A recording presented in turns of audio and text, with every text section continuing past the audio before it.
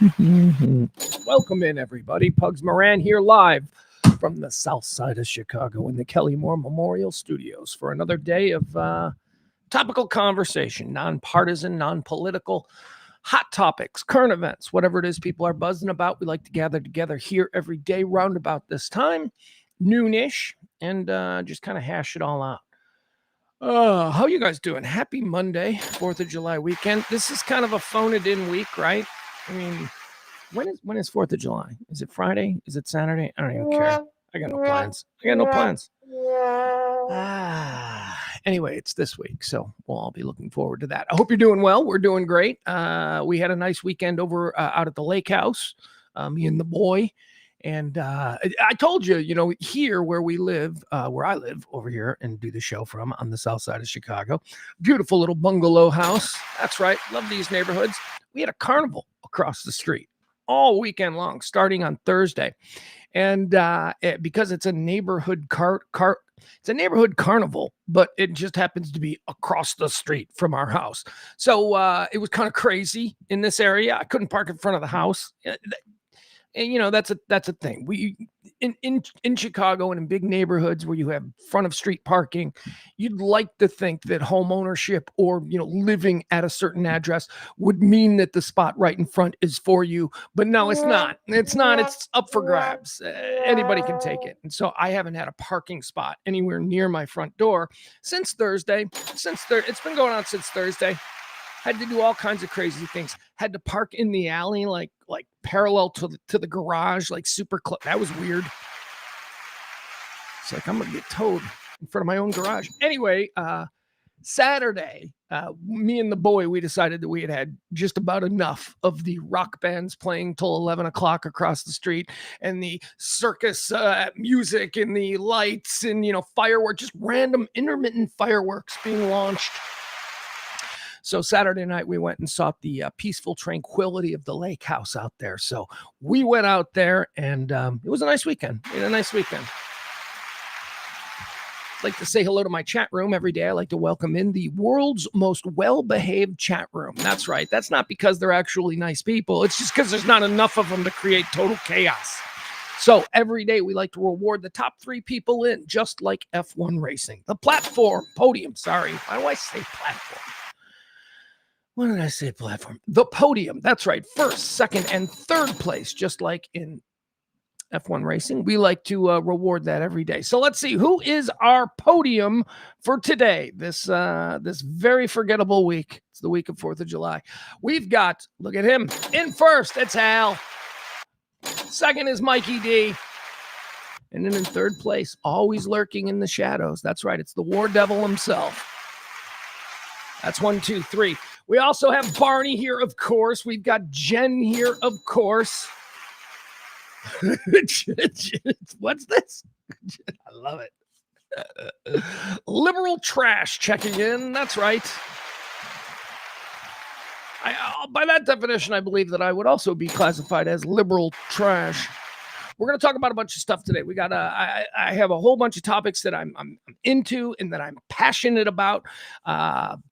This show is not going to, it's what am I doing? What am I doing? I'm like explaining to this like it's a new audience or a new show. It's not. You know how we do on this show. Basically, it's just not necessarily the topics that are the biggest and boldest of headlines, but they're the things that I find interesting that I think we can talk about. That's how we do the show. So to that end, here are some of the topics we're going to be getting into today. Got to scroll all the way up to the top. We'll talk about the headlines. We'll touch on Iran, and we'll touch on the Supreme Court. Supreme Court made a whole bunch of decisions. Hey, what's going on with the Supreme Court? Why does it seem like they only work 2 weeks a year? And then they take the rest of the year off. It's always like the first week in October and then the last week before 4th of July. That's the only time the Supreme Court seems to do anything. I don't get it. Anyway, is it like, wouldn't you expect better of Supreme Court justices than to act like, people trying to wrap up before summer vacation? That's something that we, the trash people, do. Like we'll half-ass our job the final week of before vacation, and we'll just be like, well, I'll worry about it when I come back. That's us. I expect more from the Supreme Court. They shouldn't be cramming everything into the last week so that, Alito can get on his jet ski. I don't get it. By the way, is Alito? Wait a second. Who's the Supreme Court now? Is Alito still alive? I'm going with yes. Never die. That guy will never die. He's not alive. He's not alive. So Roberts, there you go. It's the Roberts Court. I can pull his name pretty easy. Roberts needs to get out there and do some boogie boarding. So they're going to weigh in on all kinds of important things that affect us. We'll talk about that. There's a story that I thought was interesting that is again one of these things that we talk about here, that I have to be in the proper headspace, the dialed in headspace, to be able to talk about it, because we've had situations in the past where there was a very nuanced subject that I wanted to tackle, and I just wasn't, in the headspace, and it just turned out bad. It was like I listened back to it, and I'm like, that's not what I meant. What is happening? So today I feel like I'm in a pretty good headspace. It's forced, and it's totally a Potemkin village of, mental solitude, but it's there, and we're going to utilize it today to get through all this stuff. So I am going to talk about a very delicate matter, which is Governor DeSantis down there in Florida is being, apparently he did an imitation of Hakeem Jeffries, the presumed heir apparent to the speakership should the Democrats win the House again. He did an impression of Hakeem Jeffries. And it's nuanced, and I feel like I want to tackle it. That's right. I want to tackle it. Oh, I know the visceral reaction to it isn't nuanced at all. But once we get past that, and let's just talk about what he did. All right, so we'll get into that. That's a good one. Mexican Batman. Have you guys heard about Mexican Batman? I thought it was a bit. I thought this whole thing was just some viral thing and it was a joke. It ain't a joke, guys. There is a dude in Mexico who is, I don't know if he's dressing up like Batman. I want to believe that he is. We'll get into it. There is a vigilante out there in Mexico that has as with any good vigilante, the people have his back. However, the authorities are confounded as to how to deal. We'll talk about Mexican Batman and also how that plays into, I like to talk about movies and TV shows and, what I'm watching. I try to hit, whatever it is that I think is good, because there's so much, it's a needle in a haystack kind of a situation. So I want to talk about, and it ties into the Mexican Batman story. I want to talk about a movie that is incredibly provocative, and it is, people got opinions on it. Well, I've seen it, and I'm going to talk about Citizen Vigilante. Have you guys heard about Citizen Vigilante? It's interesting for a number of reasons. See, the vigilante aspect that ties into the Mexican Batman. Citizen Vigilante, for one reason it's interesting, is because it's a film director who was willing to work with Armie Hammer. Yeah, Armie Hammer is the star of Citizen Vigilante. If you're unfamiliar with it, Google it real quick. You'll see what I'm talking about. Unrated by the motion picture ratings, because it's too bad. It's unrated. Banned in Germany, banned in actually a couple of countries in Europe, but the German one is important because it's German director Uwe Boll. You guys know Uwe Boll. Talk about one of the most provocative filmmakers of the era. I'm interested in 30 years from now how the films of the 2000s of Uwe Boll are viewed by people, because Martin Scorsese, and who's the other one? The other guy, Scorsese, De Palma. Scorsese and De Palma were considered monstrous filmmakers for a period of time too, because of their gritty realism of the 70s. I mean, they were also considered great artists, but so I want to talk a little bit about this director, Uwe Boll, who has made this new film, Citizen Vigilante, starring Armie Hammer. I've seen it.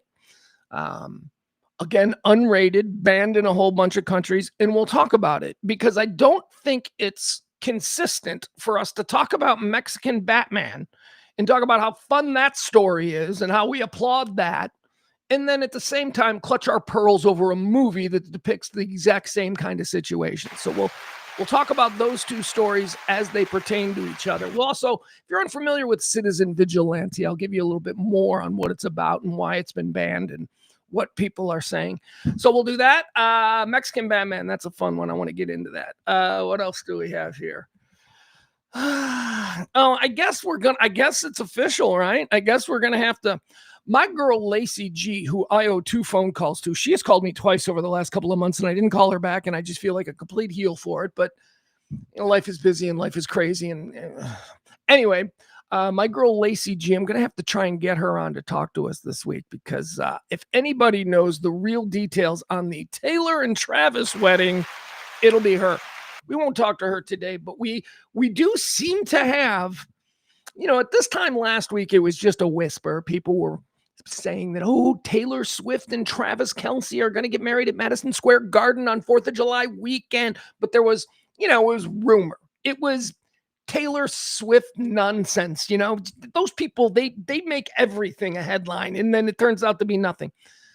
This now on this Monday, this looks like it is real. It looks like Taylor Swift and Travis Kelce are getting married at Madison Square Garden. We'll talk about why that might be, why they've chosen such a weird place. It's actually all pretty brilliant. So we'll get into that story. I'm sure that'll be the story of the week as we draw closer to the big day for Taylor Swift and Travis Kelce. Some sad news from the football world. Chris Johnson, we're going to listen to him. Chris Johnson has ALS, Lou Gehrig's disease. He revealed that today in an interview with Michael Strahan on Good Morning America. So we'll check in with that story. Chris Johnson, man, that dude, do you remember how fast that dude was? That guy. Anyway, it's quite sad. And, I don't like to bring sad things, but it's life and we have to confront it. We have to talk about it. What else did I want to do today? Something fun. Oh yeah. Okay. So yesterday, the world was the Twitter, literally on Twitter. This was one of the top trending things of the day yesterday. Mel Brooks was trending now. I thought he was dead. I thought we were going to do a Mel Brooks thing today about how he passed away, but that's not the case at all. He's 100 years old. Mel Brooks is 100. And I've got a very sort of complicated view of Mel Brooks. But despite that, we'll do a Mel Brooks draft. Yeah, we haven't done a draft in a long time. So we will do a Mel Brooks draft in honor of the great man's 100th birthday. And then we'll do the normal stuff. We have 3 vids. We'll do some. This was a fun weekend of baseball. So you better believe that we have a jam-packed and super fun edition of Can't Beat Fun at the Old Ballpark. That's a little segment we do at the end of each and every show, trying to encourage all of us to re-embrace the great American game of baseball. And why wouldn't you, if you were a White Sox fan? I have not seen my bruised and beaten brother, Billy Folk, in the chat room. Is Billy in the chat room? Let me see if Billy's in the chat room. We've got to address some things right here. Billy is not in the chat room. Okay, I think Bill said that he was going to be starting a new job this week, so maybe that's the reason. Oh my God. You guys being fat sucks. It really does. The button that was doing all the work on this shirt just popped. That's right. Who's the lucky winner? Be the 15th caller. The button has popped. Yeah, Billy Folk, I don't see him in there. But Bill Folk and I, we're buddies. There he is. There he is.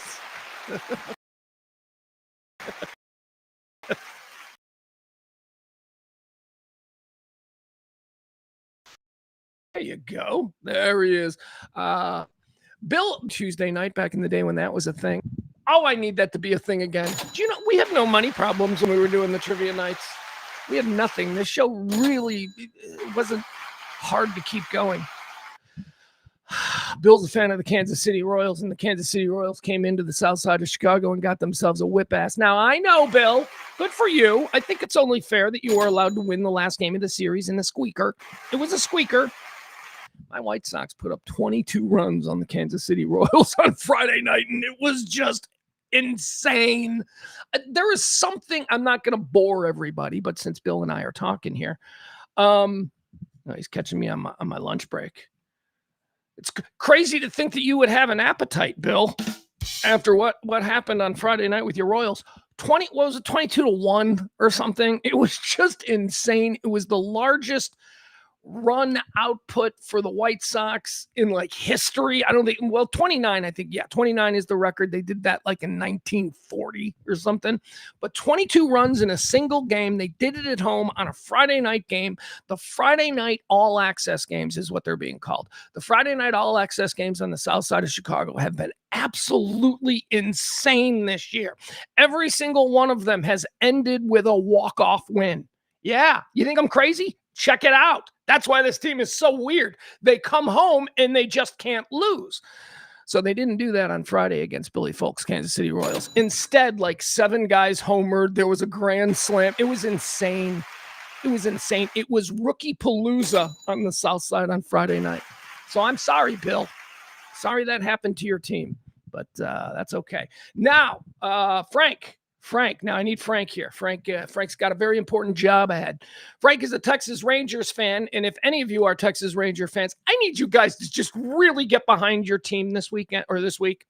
They're taking on the Cleveland Guardians in Cleveland, and I need the Rangers to sweep those bums. Can the Rangers do against the Guardians what the Rangers just did against the Mariners?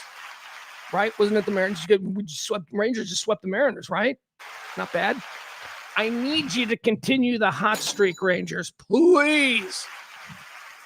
These Cleveland Guardians, they just won't go away. I'm trying to put them in the ground, and they won't go away. You'll notice I'm not wearing the White Sox hat today. Oh, wait, I got to fix this. Can't even see what hat I'm wearing. There you go. Not wearing the White Sox hat today. That's up there. That's up there. It's away. It's not being shown.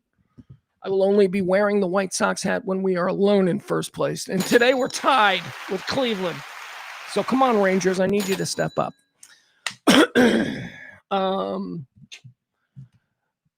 Frankie says the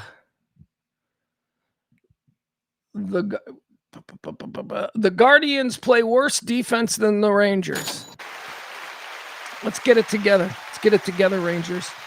All right, Maddie in the chat room. Maddie, one of our executive producers and co-hosts from time to time in the chat room, says breaking prisoners are taking over a jail in North Carolina.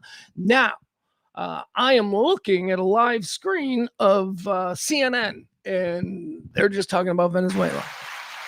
This is another example of how the real news stories break first digitally, that the old battleship or oil tanker idea of a monolithic cable television news thing, they can't turn on a dime and just start covering. No, they can't. However, Maddie, she's on a jet ski right now. Maddie's on a jet ski. That's how quickly she can turn digital. I'm going to find out about this story. Hold on. Let me see what's happening. I don't think anything's happening unless my boy Steve Lookner is covering it. And I don't see him covering it right now. Hold on. That doesn't, Maddie's breaking news. I'm not saying I'm not saying we shouldn't talk about this because Maddie's not breaking news. I'm saying that we should talk about it because this is an example of how news breaks quickly even before legacy news recognizes it. So let's see. North Carolina. Is that where we are? Well, I know she's got the story there, but I can't link that. Bertie Martin Detention Center. All right, let's see what we got. Bertie Martin Detention Center. All right, let's see here.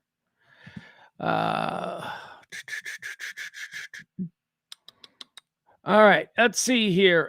This comes to us from WCTI. That's News 12. Is this Charlotte? I hope it's Charlotte.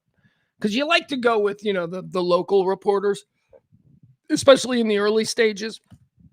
Because it's the local reporters who know people. Like, they talk to people and they get stuff. The CNN person, they get dropped on the ground. They don't know anybody. They got to talk to the local people to find their leads.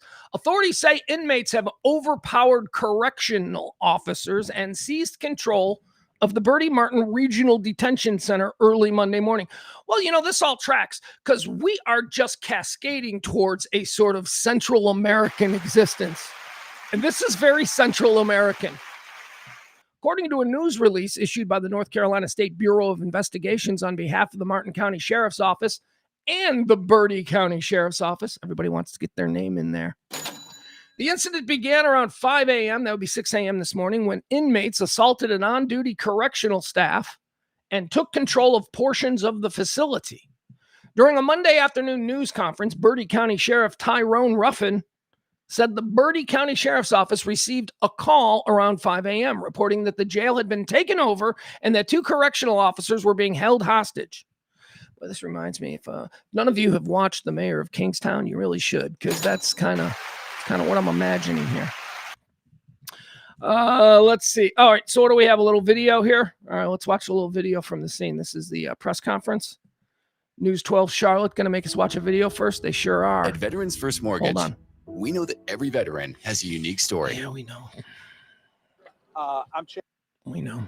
I worked for veterans charities for a long time. Everybody knows, nobody cares. That's a fact. You can put the bumper sticker, we support the troops, but when we show up at your multi-million-dollar business looking for some community support, yeah, that's going to be a hard no. It's going to be a hard no. Can't do it this quarter. Come back next quarter. All right, and as I'm walking out, you got to mention, couldn't help but notice all the support the troops bumper stickers in your parking lot. I guess that's just, so that people think you're cool in traffic. All right, here we go. This is the news conference here. Nope, don't need to do that. Don't want to do that. Here we go. Let's see what they have to say. Is this Bertie County? Is this Bertie County Sheriff Tyrone Ruffin? Because got to be honest, I would have bet he was a black guy. Does that make me racist? Chad with the North Carolina SBI, Chad Flowers. All right, that's not him. It's still alive for me in the racial bingo game that Tyrone Ruffin, the sheriff here of Bertie County, is in fact a black guy. We'll see. I'm going to introduce the sheriff of Bertie County, Sheriff Tyrone Ruffin. He's going to give you a statement. All right, no, I'm wrong. It seems to be all white dudes. An update on where we are and what we're doing actively right now. Sheriff Ruffin. There we go. There we go. Racial bingo. Sheriff Tyrone Ruffin, Bertie County Sheriff. By the way, we'll get into the Hakeem Jeffries thing where Hakeem Jeffries imitated a black guy. And I just thinking that a name sounds like a black guy's name, does that make me racist? I mean, I know to Adam it does, but. Hey, my partner Kelly dated a football player named Tyson Walters, okay? Everyone thought he was a black guy. He wasn't. He was a white guy. So you'd have lost on that round of racial bingo. Information about the critical incident that we had at the Bertie Martin Regional Jail this morning, that at 5 o'clock a.m., the Bertie County Sheriff's Office received a call at the Bertie Martin Regional Jail in reference to the jail had been taken over and that 2 correctional officers were held hostage.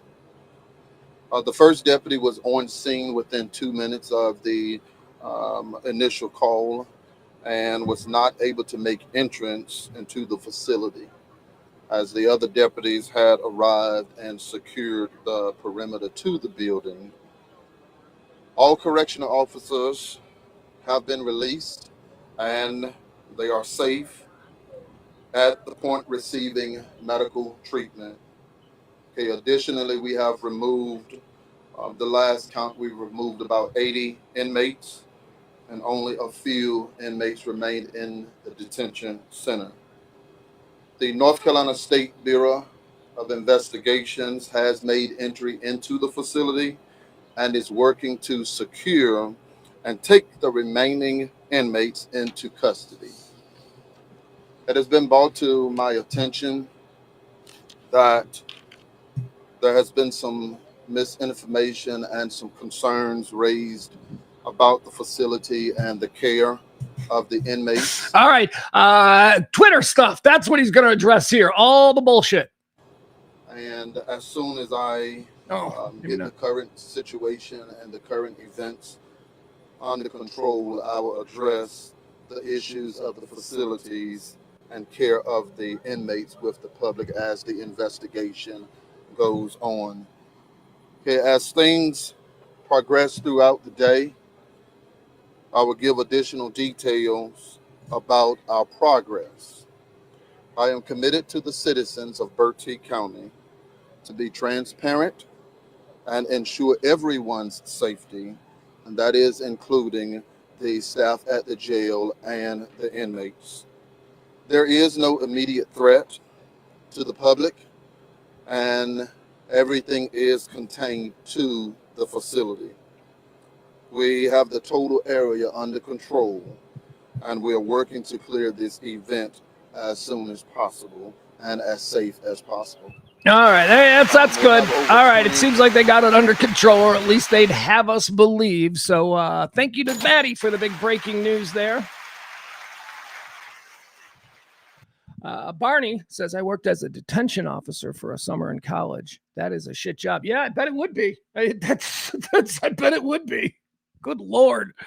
No, thank you. All right, let's move on to some of the other things that we're going to talk about today. First of all, let's address the situation in Iran. Apparently, as I said, that memo of understanding was absolute bullshit because nothing has changed. But don't worry, Rubio has said that he's briefing Congress today. I don't know if that's happening right now as we speak or maybe later today, but Rubio is expected to brief Congress today on the Iranian situation. It's crazy that it's been like 6 months and they haven't done that yet, but they've been wanting it. And here comes Rubio. Also, it's been announced that new talks, I don't know if they're going to concern Rubio directly, but new talks between the United States and Iran are expected to resume this week to address this peace that we've gotten from the last time they got together. Nothing. Do you remember when I told you why we were all like, what the hell is a memo of understanding?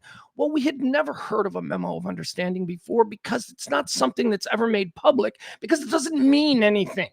All it essentially is a memo of understanding is these are the things we're going to be talking about. That's all it is.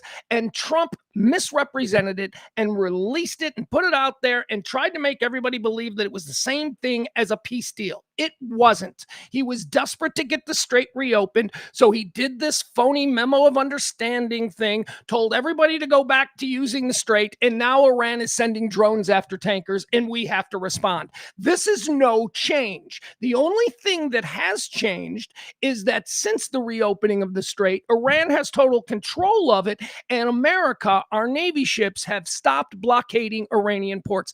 That's all that happened during the memo of understanding era of the U.S.-Iran war. Israel and Lebanon are apparently now working something out, so we'll see how that goes. But, I got to believe that over the course of the past year or so of the Israeli war that they've waged, the separate war that they've been waging in Gaza and now in Lebanon, I can't imagine that them sitting down and getting a ceasefire is going to have any lasting effect. The damage between the Palestinians and the Gazians, the Gezeras, Ben Gezer, that's what they are, right?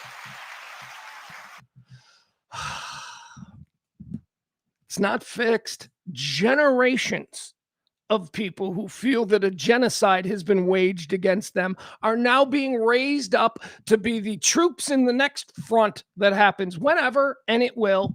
There is a real issue about the way Israel conducted itself over the course of the last 2 years. A real issue. Inhumane, genocide, war crimes, all of those things are being discussed globally. Okay, everybody is saying, hey, hold on a second. So that's going to have to flesh itself out. And regardless of whatever peace is brokered in the intermediary between Israel and Lebanon, well, maybe that's just because they're reloading. Who knows? But my God, anyone who thinks that, we're going to have peace in the Middle East now hasn't been paying attention to what the Israeli military has been doing. Okay? People aren't going to forget that. It's not like, I guess they're good people. Let's live hand in hand and be friendly. That's never going to happen now. At least not for the next 100 years. Because these generations saw it. These generations survived it. There's an entire generation of young people in that area who are now radicalized to an extent we've never seen before. So good luck, Israel. Good luck, all of that. Good luck with our resuming talks between United States emissaries and the people, or the whoever it is, they're in charge of Iran. All right, Supreme Court. I told you about the Supreme Court. They're doing like their thing where they cram everything into the last week. They've addressed a couple of things today, big ones. Trump was appealing the $5 million ruling against that he received for sexual harassment or whatever it was. E. Jean Carroll, that story from the 90s. She won a big judgment. She won a major judgment. There's two of them. She won $80 million in one judgment and $5 million in the other. This Supreme Court decision today to not hear the case basically means that the $5 million judgment, Trump's got to pay her. Trump's got to pay the $5 million judgment. They appealed all the way to the Supreme Court. The Supreme Court had the choice of taking on this appeal case. And they said, no, we're not going to appeal this. He's got to pay the $5 million. Now, the $80 million E. Jean Carroll judgment, I think that's a separate thing, and they'll probably appeal that as well. So we'll see how that goes. The other thing the Supreme Court ruled today was that Trump cannot fire, Lisa Cook. Lisa Cook was a Fed governor. Governor of the Federal Reserve, who Trump didn't like, probably because she's a black woman. I don't know. Just seems like there's a pattern here. If she was a 65-year-old fat white guy who loved golf, I don't think he'd be in trouble. I think it's because, Anyway, Supreme Court said, nope, can't do that. That doesn't seem right. However, they did make a judgment in a related case that actually expanded Trump's powers to fire other people throughout the bureaucracy, if you will. What else did they do? Let's see. So he's got to pay the $5 million. Here's what it says briefly about the E. Jean Carroll thing. It says, on Monday, the Supreme Court rejected a push by President Donald Trump to throw out a jury's finding that he sexually abused the writer E. Jean Carroll at a New York City department store in the mid-90s and later defamed her. The High Court declined to take up the case in a brief, unexplained. The High Court declined to take up the case in a brief, unexplained order. As is typical, there were no noted dissents. So not a single one of these Supreme Court justices said, nah, he shouldn't have to pay it. The Supreme Court was unified. Trump's lawyers had argued that the allegations leading to the $5 million verdict were propped up by highly inflammatory evidence rulings, including those that allowed the testimony of two other women who accused Trump of sexual abuse decades ago. Trump has denied all three women's allegations. All right, so there you have it. So the Supreme Court ruled on that. Now, tomorrow, we've got more big stuff coming from the Supreme Court tomorrow. This stuff was kind of silly little stuff. Tomorrow, or in the coming days, I believe, we're going to have a birthright citizenship situation in the Trump's executive order, right? He's like, birthright citizenship is illegal. Well, he executive ordered that to oblivion. Supreme Court's going to hear that either tomorrow or the next day. They're also going to hear a couple of cases brought by individual states concerning trans athletes being able to participate in women's sports. They're going to hear about that. It says the states are saying that trans athletes cannot compete in women's and girls sports. So a number of states, Texas included, has passed these laws at the state level banning trans athletes from participating in women's sports. That has been challenged, obviously. So the states are now going all the way up to the Supreme Court to find out if, in fact, the state can decide to do this. I'm a states' rights guy. I may not like what the states decide, but I ain't going to live in those states. How's that? How's that? Well, Bugs, that's easy for you. No, it's not. I don't have anywhere to live. I go where the wind blows. Also, campaign finance reform is going to be addressed by the Supreme Court, hopefully in the next couple of days. So there you have it. You got that to look forward to. All right. So now let's get into the DeSantis situation that was trending yesterday that I was fascinated by. Because again, this is complicated. There are a bunch of different levels. Do I think? Well, okay, let's do this first. So Florida Governor Ron DeSantis was making a speech. I don't even know what he was making a speech about. But here, we'll play it for you. This is, I guess, nope, that's not what we want. That's how he actually, okay. This is what we want here. All right. So DeSantis did this. We'll play it and then we'll talk about it. I don't need to frame it for you, right? We'll just watch what he did and then we'll go from there. You don't need my nonsense before you hear it. All right, here you go. Florida Governor Ron DeSantis yesterday, he's speaking on heir apparent to the speakership, Hakeem Jeffries, and this is what he did. Got this guy, Hakeem Jeffries. Okay? And, he goes out there and he's like, we gonna do maximum warfare against Republicans. Florida Republicans, you F around, you gonna find out all this stuff. Holy shit! I never thought I'd see blackface without the makeup. All right, that's a good joke. This guy, All right. Hakeem Blackface Jeffries. without the makeup. That's a good line. Okay. So obviously he was imitating, he was purporting to imitate Hakeem Jeffries. So let's listen to what Hakeem Jeffries actually sounds like. I've got an example of Hakeem Jeffries speaking. Now, what Ron DeSantis was doing was, I think, what we could all describe as a stereotypical urban Black American dialect. That's kind of what he was trying to do there. So let's see if that matches up with Hakeem Jeffries. Does Hakeem Jeffries sound like that? Let's give it a listen. It's been a complete and total failure. So have Donald Trump and Republicans promised that they were in office not. Okay, that's interesting. They were in office. That's New York. I'm not hearing the shuck and jive of Ron DeSantis. But let's keep listening. To start wars in the Middle East, but to stop them, turned around and got us into a reckless and costly war of choice. Costly, reckless. He sounds like a New Yorker. He doesn't. He sounds like a Black New Yorker, which is different than the, vocal imitation that Ron DeSantis was doing. He sounds like a Black guy from New York. In the Middle East. The guy has been a complete and total failure, so have Republicans, and the American people know it, which is why, at this point in time, Donald Trump is at record. If you close your eyes, I don't think you would immediately believe this is a Black guy. I don't think Hakeem Jeffries at all sounds like well, we're going to come on back there, Low approval ratings. He's at extinction level approval ratings for Republicans in the House and increasingly in the Senate.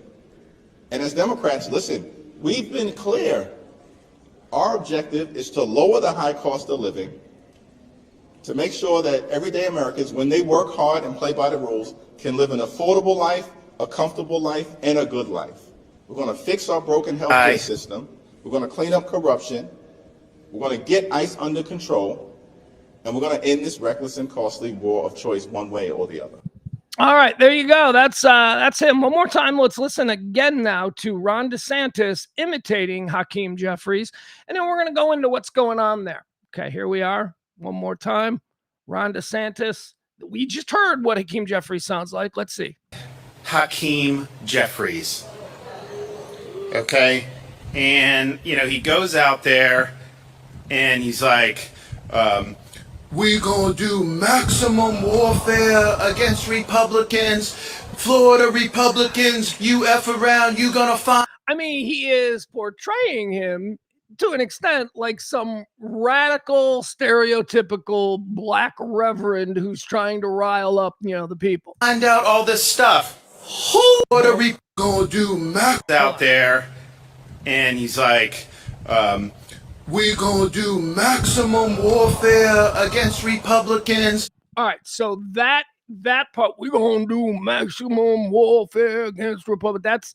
There's some if you were doing a bad imitation of maybe John Lewis or maybe Malcolm X, the way he's, maybe even King, I don't know, but it's stereotypical. Florida Republicans, Now he has switched to a more believable Hakeem Jeffries, where he seems to be doing a little bit of a New York accent. Around warfare against Republicans. Florida Republicans, you F around, you gonna find out all this stuff. All right, see, notice how he kind of changed it. It's like he knew he came in a little too hot with the, hey, man, we're going to do that.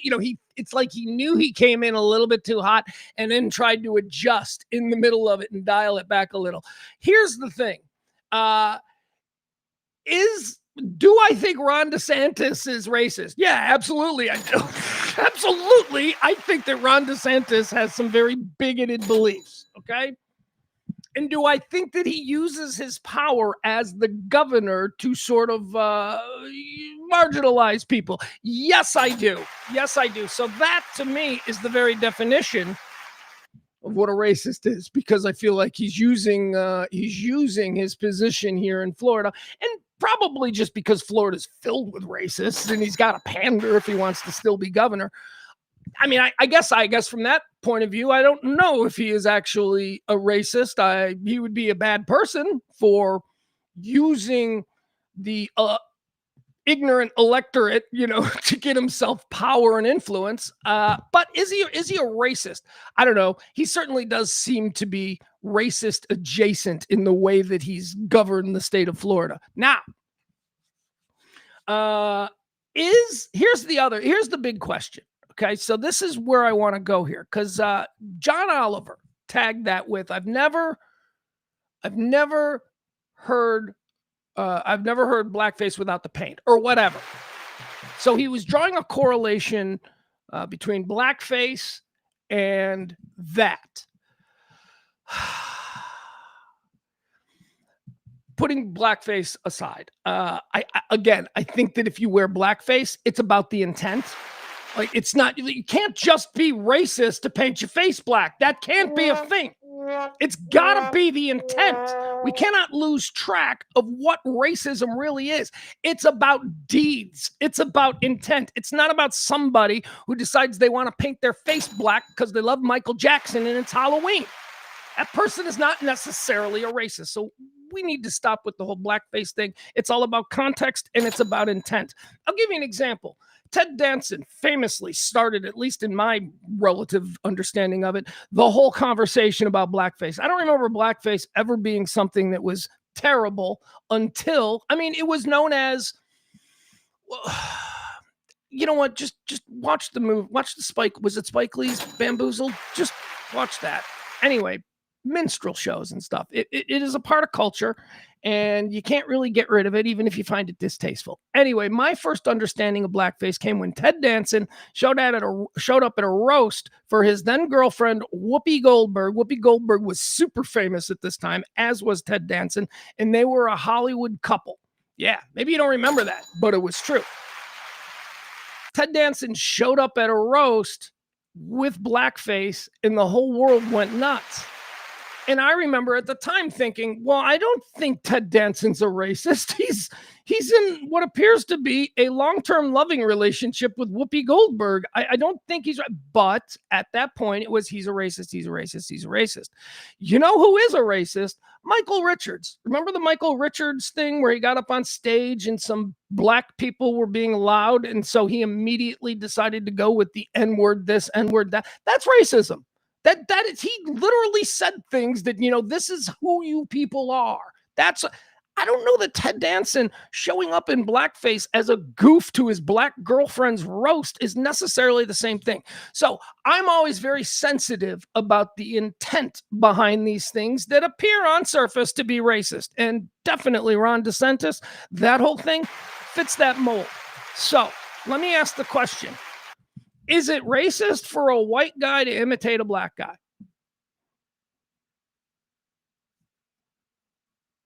Depends on the context, right? Just as I was saying, it depends on the context. Billy Crystal imitated Sammy Davis Jr. in blackface doing the voice, and America loved him for it because it wasn't racist. See, the context of it was more glorifying and paying homage to a time in Hollywood where people acted this way. But Billy Crystal would do Sammy, and then you'd have either Phil Hartman or I guess before that, Joe Piscopo doing Frank, and they would belittle Sammy. the way Sammy was belittled. And, I think today we would see that and we're like, oh, I can't watch that old SNL stuff, especially the Billy Crystal stuff. But why? A couple of years ago, I remember there was like something about Billy Crystal and they were trying to get him in trouble for the Sammy Davis Jr. stuff. It's about intent and it's about context. So I think that you can, as a white person, imitate a black person, but it depends, again, on context. Now, Ron DeSantis, let's talk about him specifically, because I've already stated that I do think that he's probably got a racist agenda because it's for his own political gain. I don't know that he is a real racist when he's sitting around the kitchen table, but he's definitely the kind of guy who would, lie to his electorate in order to gain power. So he's a garbage person, so maybe, but I don't know. So we're judging solely on what we just heard, his imitation of Hakeem Jeffries. I do think that there's probably some dog whistle intent there. I think that when he's standing in front of this crowd, you heard the crowd react. As soon as he went, well, now, as soon as he did that, the crowd was like, oh, yeah, that's how they talk. So in that situation, yeah, man, I think that was probably pretty racist for him to do that. But what if I wanted to imitate Frank Thomas, someone who I love and admire? I couldn't do that because Frank Thomas has, he's sometimes better example. No, actually, it's not a better example. Can white guys not do Chris Rock bits? Well, there's a couple we probably should stay away from. I'll grant you that. That one's just, I think it's about intent. And I think that we have gotten to a place in this country where we are accusing. The reason that we are so divided, I think, is because there are a lot of people who aren't racist who have been called racists for things that just necessarily aren't racism. Ted Danson, again, is another example. People think Ted Danson is a racist. He wore blackface.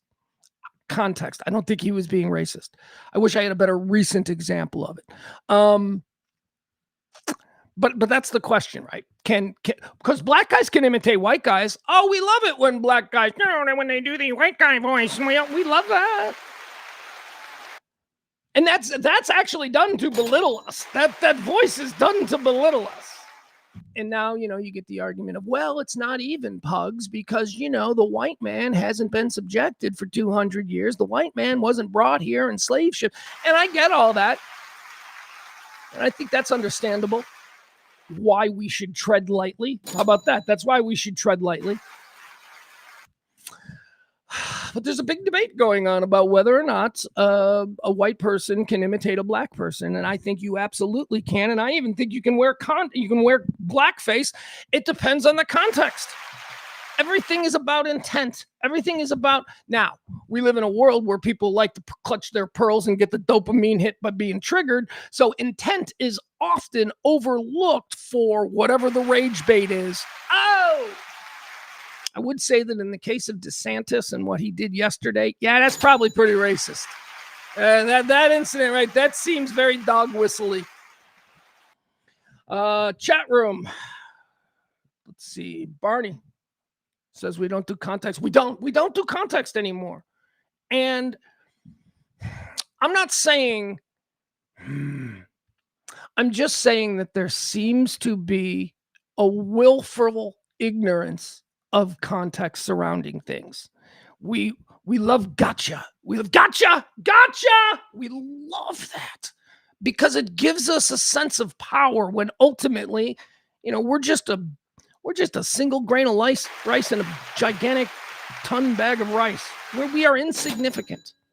But when we can feel outraged and then we have people come around us and all of a sudden there's a whole bunch of us that are outraged. Now we're a mob. That was what was behind Me Too. Now, was that a reckoning that was probably well-deserved for many? Yeah, it did. But then it became like a commercial venture for a lot of people, and a whole bunch of people got swooped up in a Me Too situation who are now considered unbankable or you can't work with them anymore, and they probably don't deserve it. They probably don't. I don't want to go into any specifics, but there are people out there who've had their careers destroyed 10 years ago who are just now making their way back. I'm going to talk about Army Hammer later in today's show. All right. Let's see here. Adam, coming from the left, you can do anything comedy-wise. Intent isn't even necessarily the barometer. It's the context, and is it necessary to do blackface or imitation? Like Liz Lemon doing a Tracy Jordan. Was that racist? No. No. For a couple of reasons. Tracy Jordan is a made-up character who is intentionally somebody who is steeped in all the worst stereotypes. That's interesting. That's interesting. Because it might be. I might change my opinion on that now that I work through it. Yeah, maybe Tina Fey doing Tracy Jordan was a bit racist, although in the context of that fictional universe. Because neither Liz Lemon or Tracy Jordan are real. Very, very, very complicated situation here. Let's go back into the chat room. There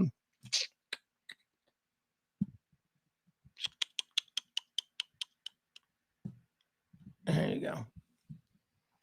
Barney says it wouldn't be so bad if Ron DeSantis didn't normally sound like Chappelle's imitation of a white guy. That might be true because he does. He does. DeSantis says that. Mikey D in the chat room. Mikey D says, I don't hear anything bad, just a bad attempt at Jeffries.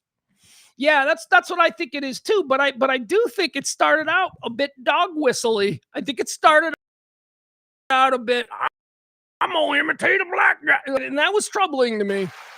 But then dialed it back a little. So who knows? Jen, you calling me Michael Scott? I don't know. I just want to stop fighting. I just want everybody to stop being mad at each other over things that they shouldn't be mad at each other over. All right, moving on. Let's see. What else do we have to do today? We talked about the Hakeem Jeffries stuff. Oh, here's the fun story. We'll get into this. All right, here we go. Mexican Batman. You guys familiar with Mexican Batman? I started seeing this story circulating a couple of days back, and I just the first 10 times I saw the story, I probably whizzed right past it because it looked.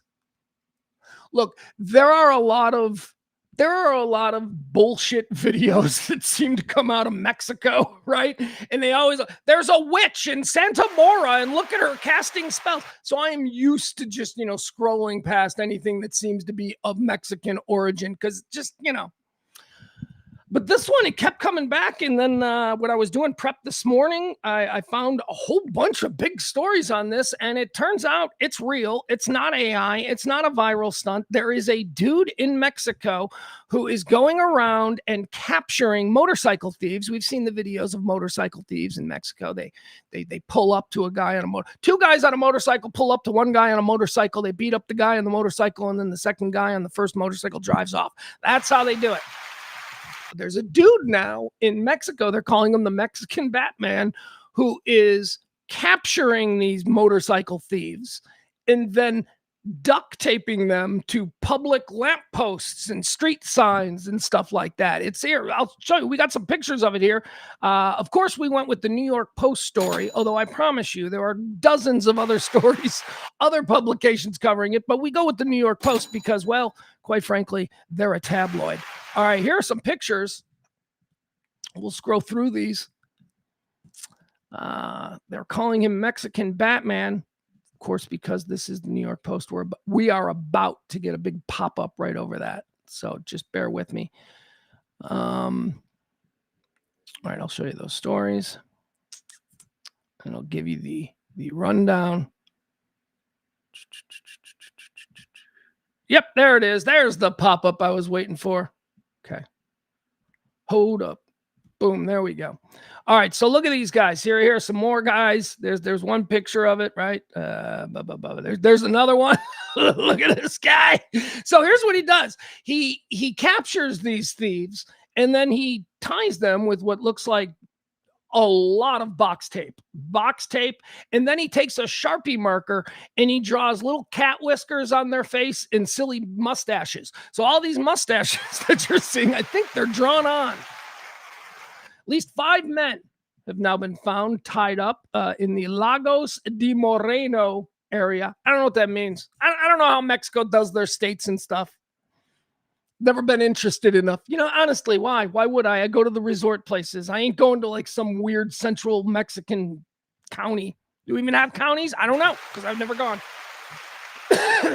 They got witchcraft and stuff down there. Anyway, let's look for more pictures, or we'll just stay static on this one. Nah, I like the one with the multiple guys. There you go. Got two of them right there. All right, here's the story as is being presented. Mexican Batman vigilante wanted for chasing down suspected motorbike thieves and taping them to lampposts. They're going to make a movie about this guy. A Mexican vigilante dubbed Batman is wanted by police for allegedly chasing down suspected motorbike thieves around town and taping them to lampposts. At least 5 men have been discovered helplessly duct taped to street poles over 10 days beginning on June the 13th. This is going down in the area of Lagos de Moreno, Jalisco. Now, Jalisco is a state, right? I think that's a state. Many of the alleged thieves also had mustaches and cat whiskers and Spanish words for thief scrawled on their faces. The vigilante whom Cardenas is apparently one of the authorities there, I guess. The vigilante whom Cardenas referred to as the Batman of Lagos de Moreno left the alleged stolen bikes near the men to show off their crimes. So he catches them, he duct tapes them, and then he leaves the stolen merchandise right there so that the police can return it to whoever was the victim. All right. I mean, we love this because this ain't happening to us, right? This ain't happening here. Maybe if this was going, I don't know, would we mind? I don't know. I live on the south side of Chicago. There's a lot of nuisance crime, and this would fall into the category of nuisance crime.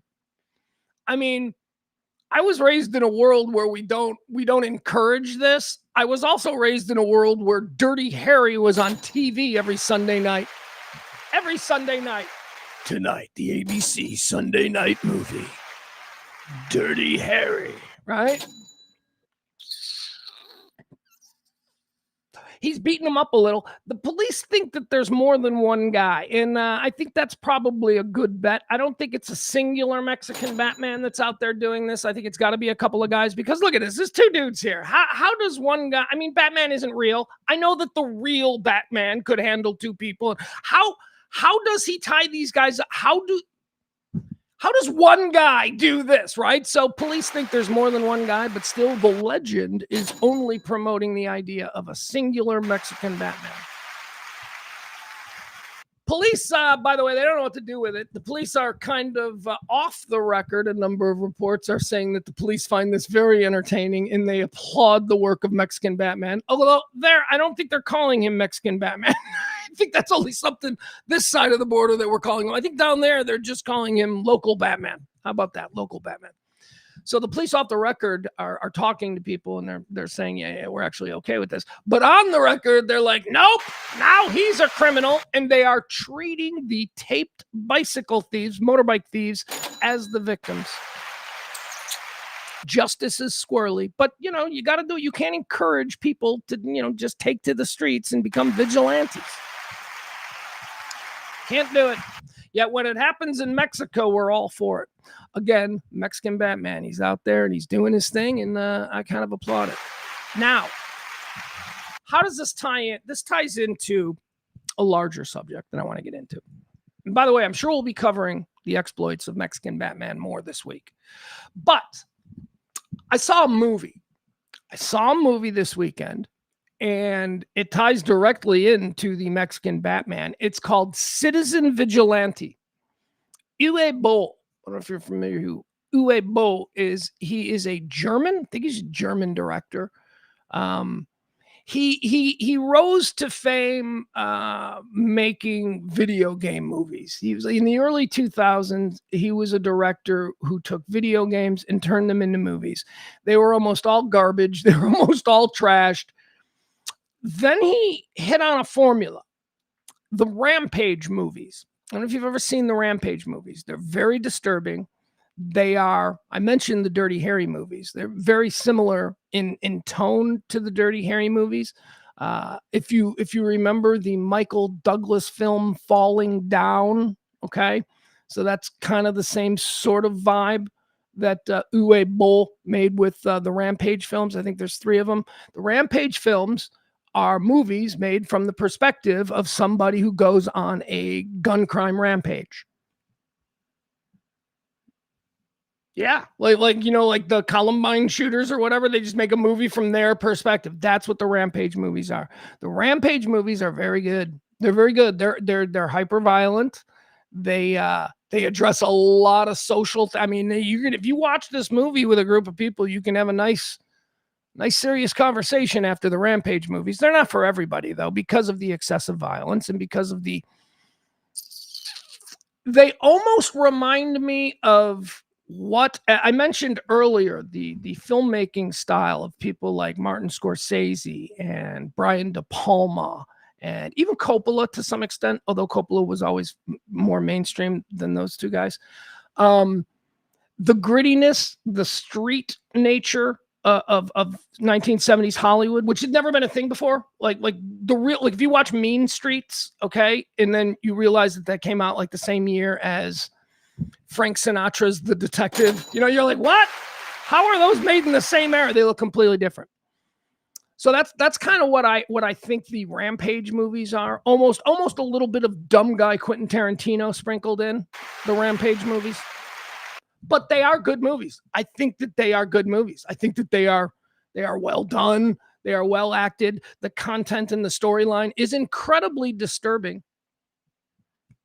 But they're pretty much the only hits that Uwe Boll has had in his career. So along comes his latest film. The latest film is called Citizen Vigilante.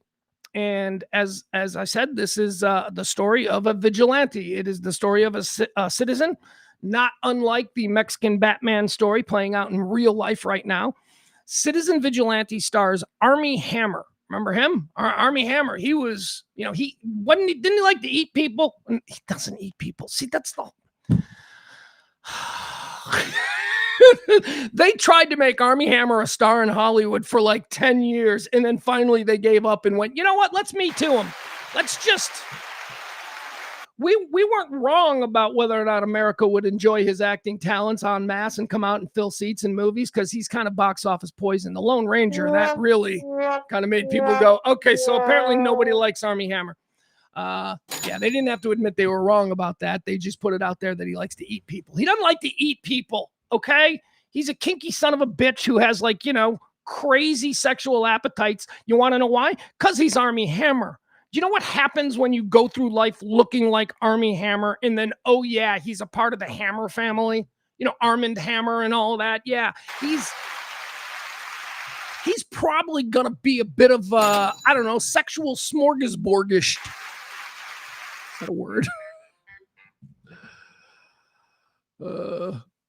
Sexual smorgasbord. I like that. Anyway, whatever. He got weird with a bunch of chicks because he's never been told no. Because again, he looks like Armie Hammer and he has the Hammer name, so he's a bit twisted. He never ate anybody. People think he's a cannibal. He never ate anybody. He just in dirty talk with a girl was like, I want to eat you, which is weird. I grant you. But how could you not be a little weird by normal person standards when, again, you've spent your life looking like Armie Hammer and a part of the Hammer family? So whatever. Anyway, he's back, and he's taken the lead role in this very controversial film, Citizen Vigilante. It has been described by some critics as the worst movie ever made. The worst movie ever made. Other critics refuse to review it. If you look for reviews of this, critics refuse to see it. So there's only like a couple. And the couple reviews from, and by couple, I mean legacy reviewers like New York Times, Variety, whatever. There's only a couple of those. And you can find a whole bunch of other citizen reviews. How appropriate for a film called Citizen Vigilante. But as far as the legacy reviewers who work for the big cornerstone media companies that we rely on for film reviews and all, the New York Times, Variety, Deadline, yeah, most of them refuse to cover it on principle because they don't enjoy the work of Uwe Boll. Again, one of them called it the worst film ever made. What? What? All right. So let me show you a trailer from whatever made. Oh, incidentally, on Rotten Tomatoes, it has a 94% approval. 94% of normal people who watched Citizen Vigilante enjoyed it. Almost the same amount of, card-carrying American film critics refused to even see it. But we're comfortable calling it the worst film ever made. So here, let me show you, and we'll get into why it's particularly polarizing as subject matter for a film. But first, let's watch it. Citizen Vigilante. Here is the trailer. Again, it's happening in real life in Mexico, and we are all about the Mexican Batman. We love him. Here we go. This is the trailer for Citizen Vigilante, a film that I watched last night. The truth is this. You are all being used. The vigilante citizen is delivering a brand of justice that some believe the authorities have failed to provide, targeting both criminals and those in power accused of allowing crime to flourish unchecked. There's been a lot said about me, so I thought you should hear directly from me. I'm here to help you take that control back. The state, court, police. See, you think that they've failed you, but they haven't. Now, they only exist to control you. Do you want justice? Yes! Let's get some fresh blood. You walk down the street and you get stabbed or robbed. He's a real hero. We need more guys like this. What does your country do? Nothing.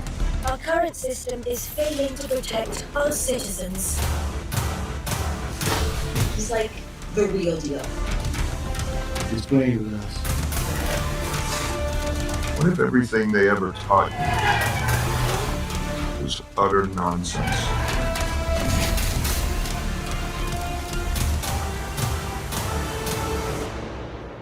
We can change history. All right, there you have it. That is the trailer for Citizen Vigilante, a film that has been banned. It's illegal in a number of countries in Europe, Germany most prominently. It has been completely shelved in this country. You won't see it in the movie. You can get it on like Prime Video, pay-per-view or whatever, however it is that you see these movies. But it is a film that has been basically... they don't want us to see it. They do not want people to see this film. So I, of course, saw it. I watched it last night again, and I read all the reviews and all of that stuff beforehand. I read this is the worst film ever made, which is just so laughable.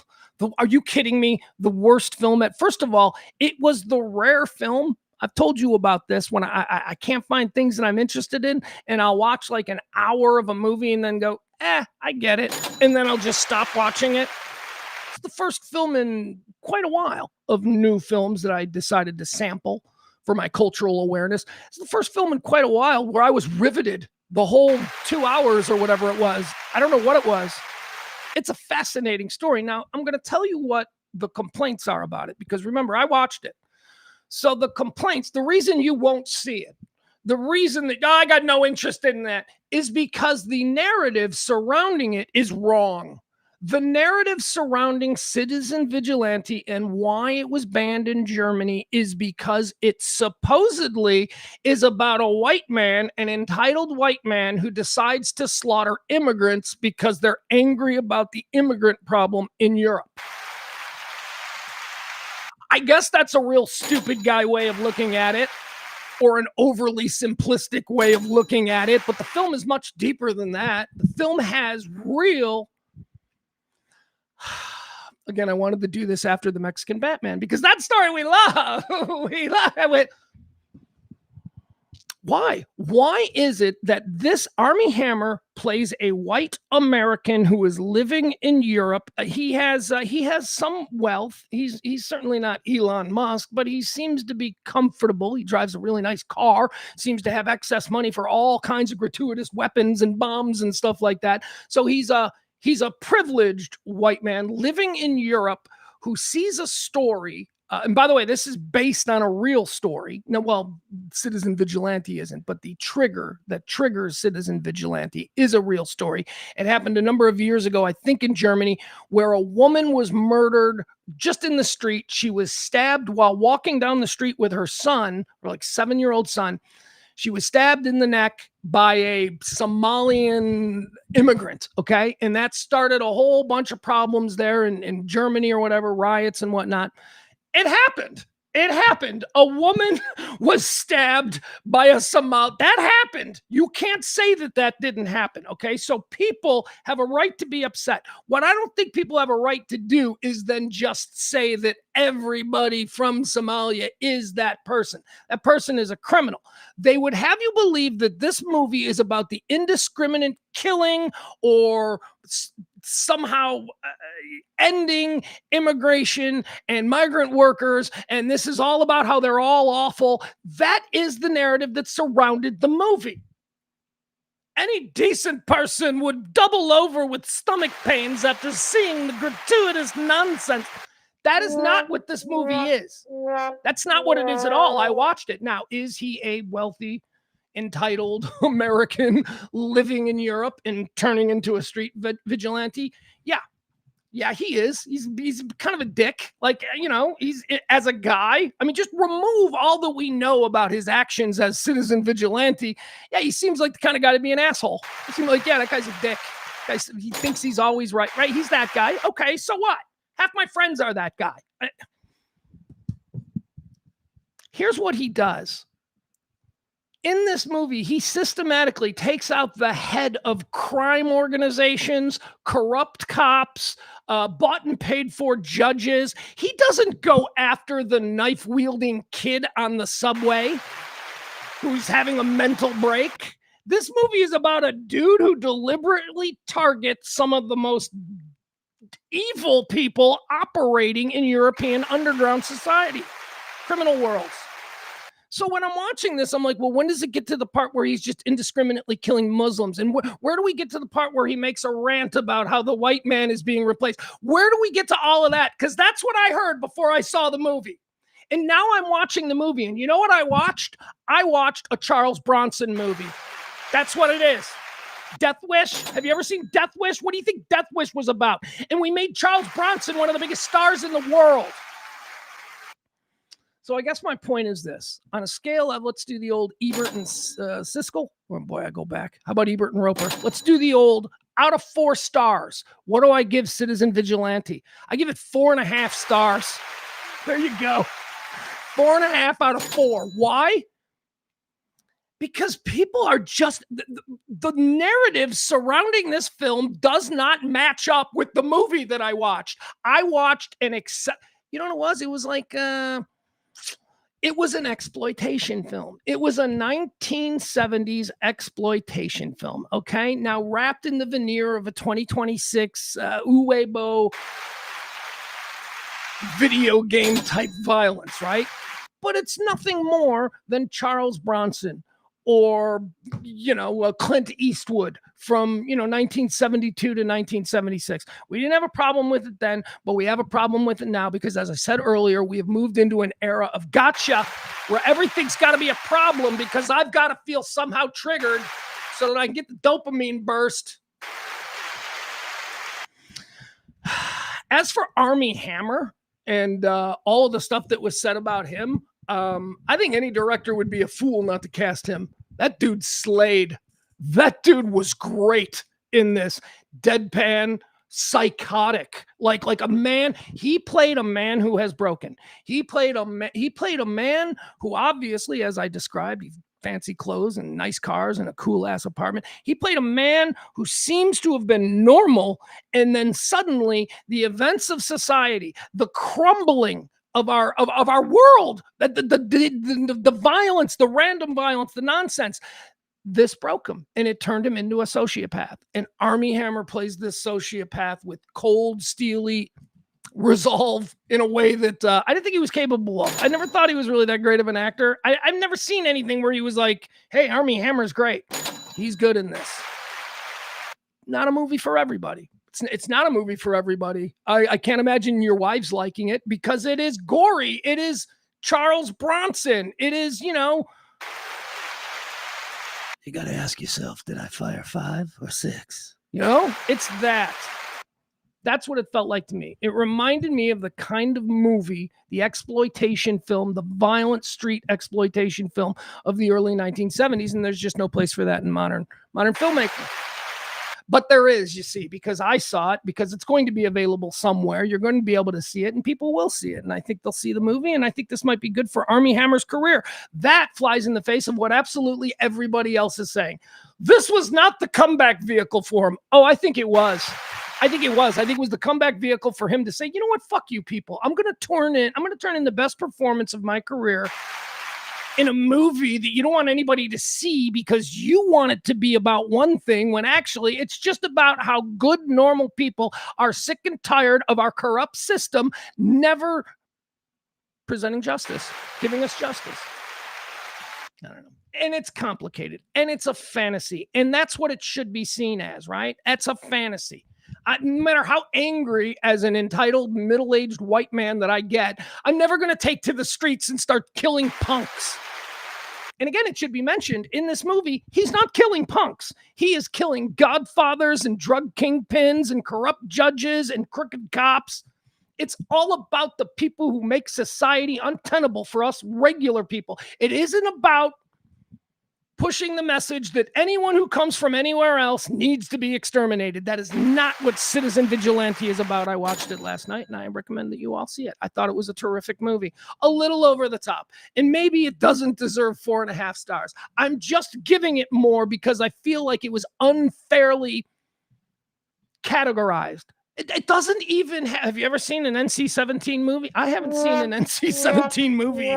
I don't think in 40 years, this is an NC-17 movie because the Motion Pictures Academy refused to give it a rating because of the messaging. And the messaging isn't what they say. Anyway, you should go. You should check it out. Not all of you. I wouldn't say Maddie. Maddie, don't see it. Maddie doesn't need to see this. Adam doesn't need to see it. Adam's gonna look for whatever triggers him. But, otherwise, middle people who can handle and appreciate a good old-fashioned Charles Bronson type romp, see it. Citizen Vigilante.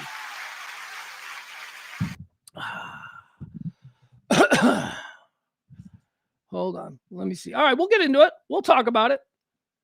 All right, let's see. We'll go back. All right, let's start out here. Armie Hammer is a fucking creep.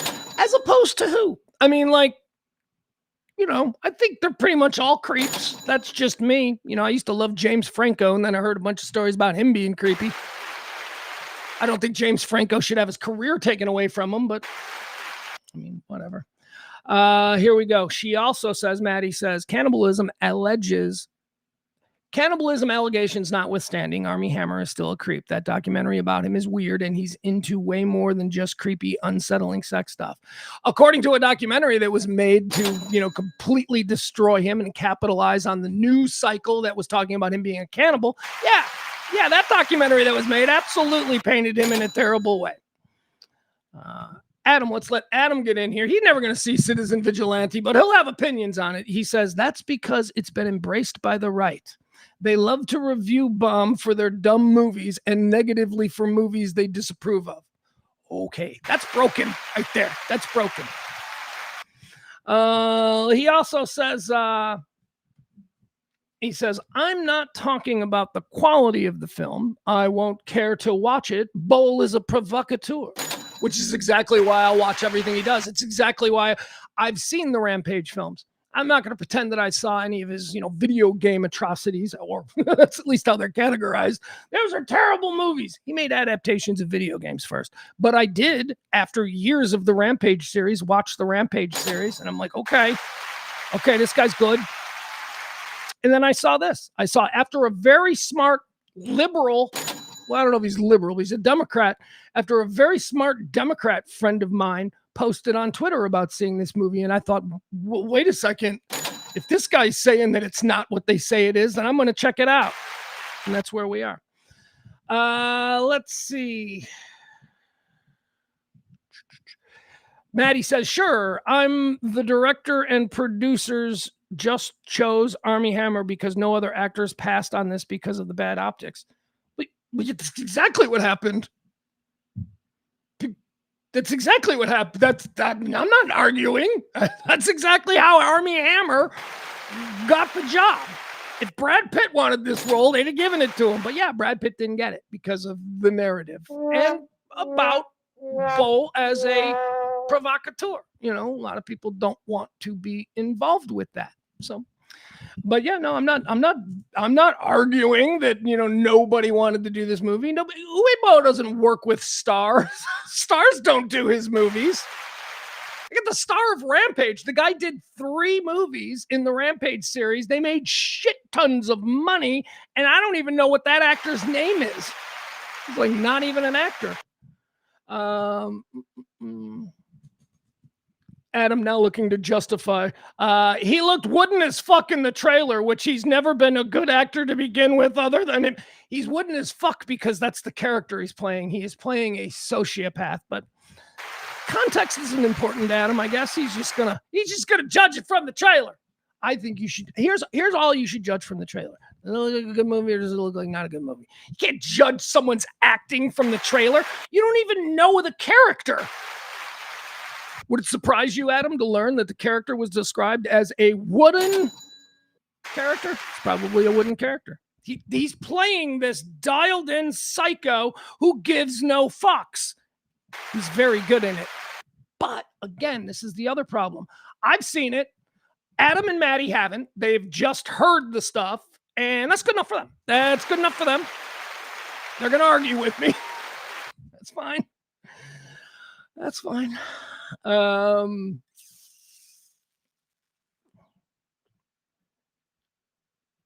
Okay.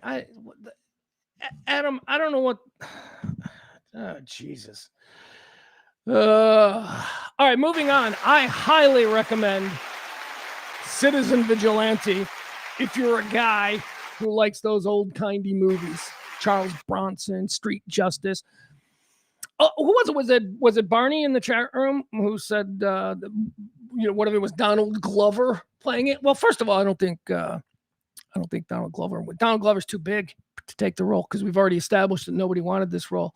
But I think what he's saying is if Hollywood made a movie about a black guy who went out and did all of this stuff, would it be, different? And I'm here to tell you it was different because it just won the Academy Award for Best Film.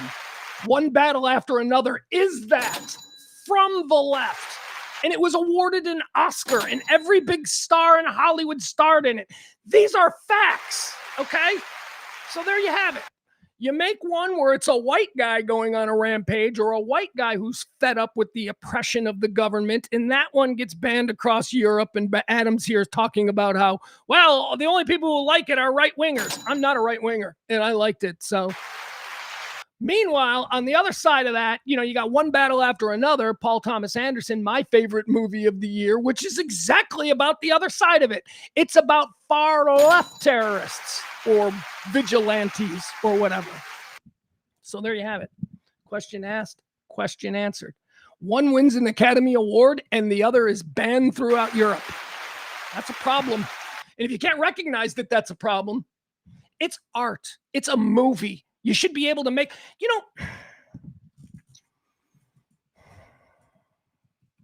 I'm a big Shakespeare guy. I love Shakespeare. Do you know how many, if you were to could you make my question is this, could you make Merchant of Venice authentically today? I don't think you could. I think it would be seen as right-wing, anti-Semitic. Shylock, the main character in Merchant of Venice, is a Jew who embodies every anti-Semitic trope that we have held on to for hundreds of years. That's fucking Shakespeare, okay? How about Othello? No, we don't care about the Titus Andronicus. Are you familiar with Titus Andronicus? All right. Anyway, but now in the modern day, now we don't allow art and creativity and storytelling. We have to apply some sort of social badge to it to determine whether or not it's suitable for us to watch. People don't know anything about Shakespeare. Shakespeare, if he was out today, would be Uwe Boll. No, he wouldn't. no, he wouldn't. But my point is this. Shakespeare wrote a lot of really bad stuff. Incest, murder, spousal abuse, the Shylock stuff from Merchant of Venice. Just look into that, okay? That's, by the way, that's the if you watch The Sopranos, they always refer to Heshy, who was Tony Soprano's older Jewish advisor. They always referred to Heshy as that shy. That comes from Shakespeare. That's a Shylock. The term Shylock for a Jew who's money grubbing, that's Shakespeare. Which Shakespeare would have been banned today. Can't do that. Sorry, Billy. I have to send you back into the editing bay. You're going to have to get rid of the entire character of Shylock from The Merchant of Venice. So just stop it, okay? Banning shit. All right, let's move on to something a little bit less controversial or a little bit less triggering to some of my more left-leaning friends. How about this one? Here's something we could all get unified on. Taylor and Travis are rumored to be getting married. All right, so this started like a week ago. At least this is when I first started to see the story. And again, I just thought that it was like almost everything else having to do with Taylor Swift. 50% bullshit, 50%, maybe. There's so much Taylor Swift bullshit, things going on. They broke up. Okay. Well, the rumors about Madison Square Garden being the site for a wedding between Taylor Swift and Travis Kelce this coming 4th of July weekend, they seem to be real. To the extent that people within New York city government, they're like, yeah, basically. Yeah, representatives for Taylor Swift, they asked us to block off the streets. Yes, representatives for Taylor Swift and Travis Kelce have confirmed that they have reserved, which, boy, that's baller, right? Reserved Madison Square Garden for a wedding. So it's pretty much assumed now that Taylor Swift and Travis Kelce will be getting married at Madison Square Garden this coming weekend. We'll have more details on that as the week goes on. I'm sure the hype machine's just getting rolling now. But here, this is interesting. Because I wondered, right? You hear Taylor Swift and Travis Kelce getting married at Madison Square Garden. And you think to yourself, or at least my first thought was, who do these people think they are? What are they going to sell tickets? What do you have 30,000 people at Madison Square Garden for these people's stupid wedding that'll probably end in 5 years? Because if we know anything about Taylor Swift, it's that she just gets bored and needs a new album to write. So, but here's the thing. They're not getting married at Madison Square Garden for any of that.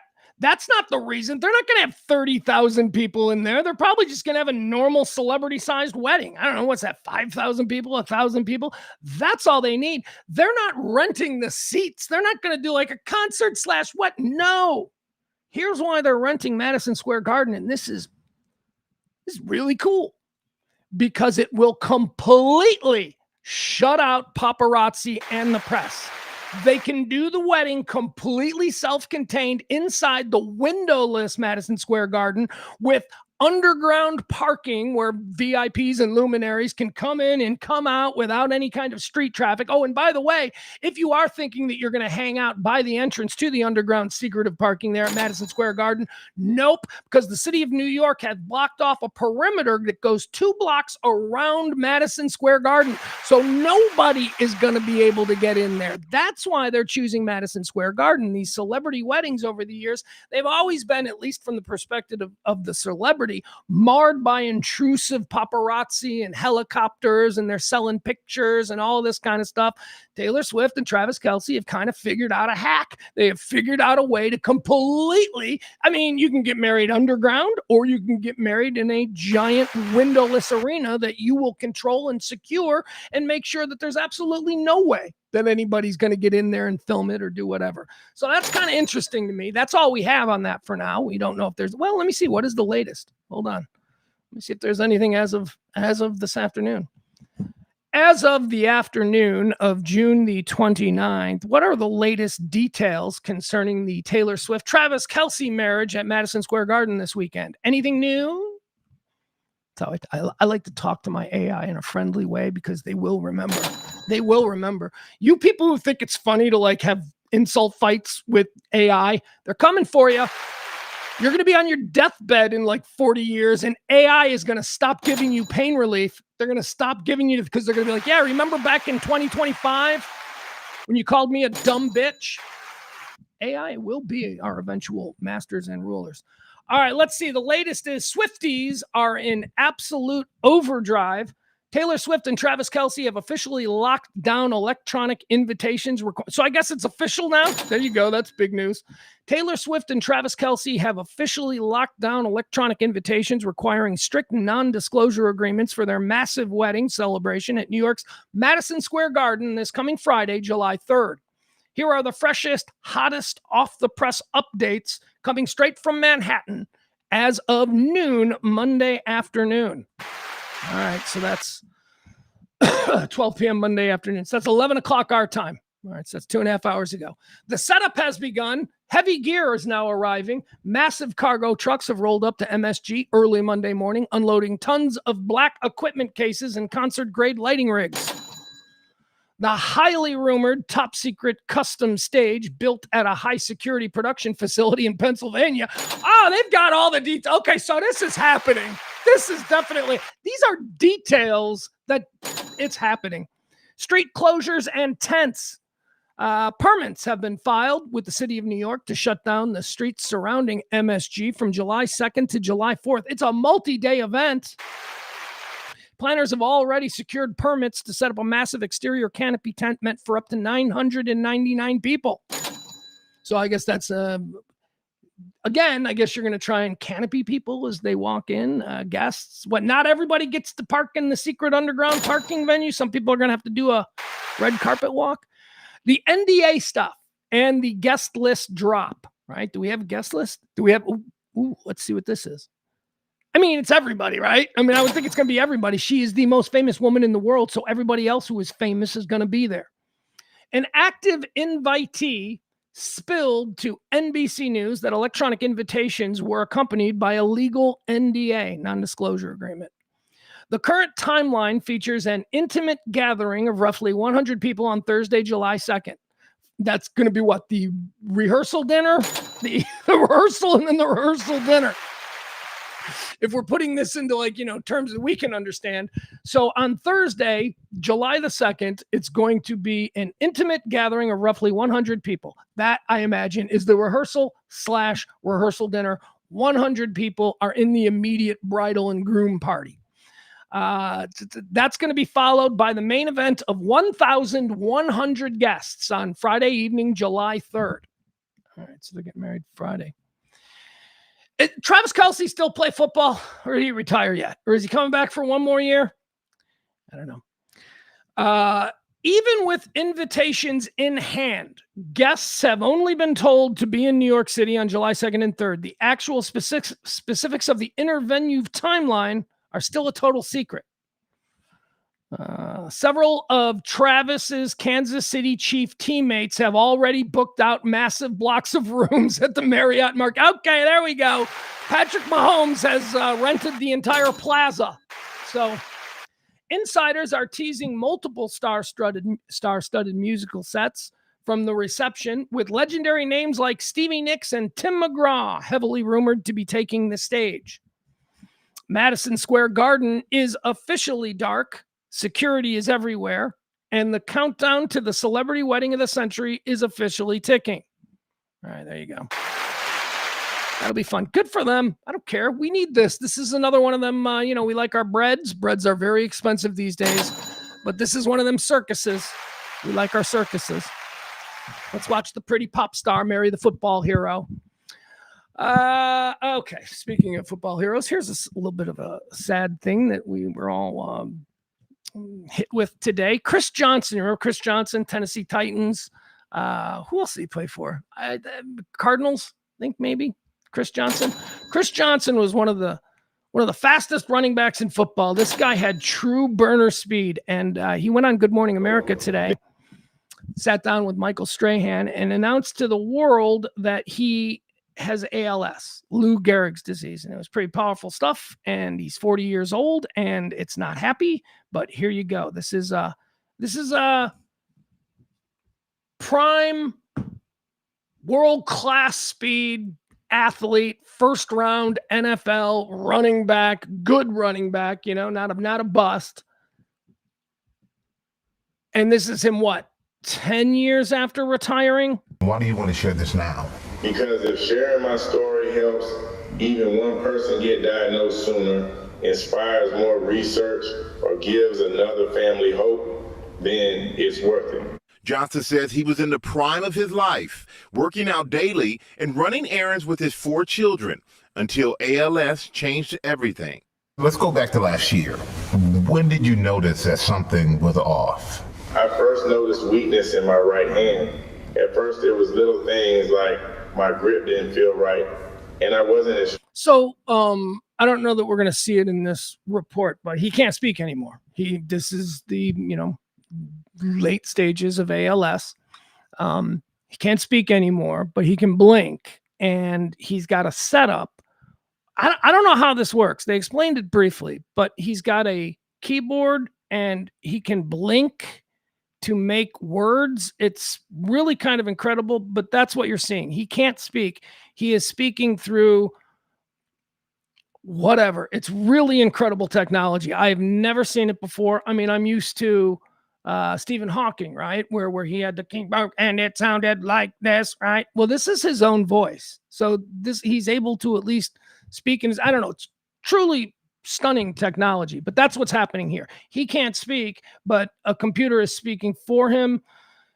I'm not going to say it's reading his thoughts because I don't believe we have that technology worked out, but it's something with his eyes. He's blinking to make certain words speak, and he seems to be quite good at it. Strong as I've always been. His wife, Brittany, thought it was something much simpler. Brittany, what did you think it was at the time? I thought because of football and, his career, that it had to be something with that, maybe a pinched nerve or something along those lines, but never ALS. And what did doctors tell you initially about your condition? We hoped it was something else, but after thorough testing, they finally came down with a diagnosis of ALS. They told us about a medication that might extend life by a few months. Then they told us to get our affairs in order. It was hard hearing that, but after watching Good Morning America and seeing Dr. Merritt with Eric Dane, we reached out to her. She was willing to think more creatively, offering experimental treatments that might help and advance research.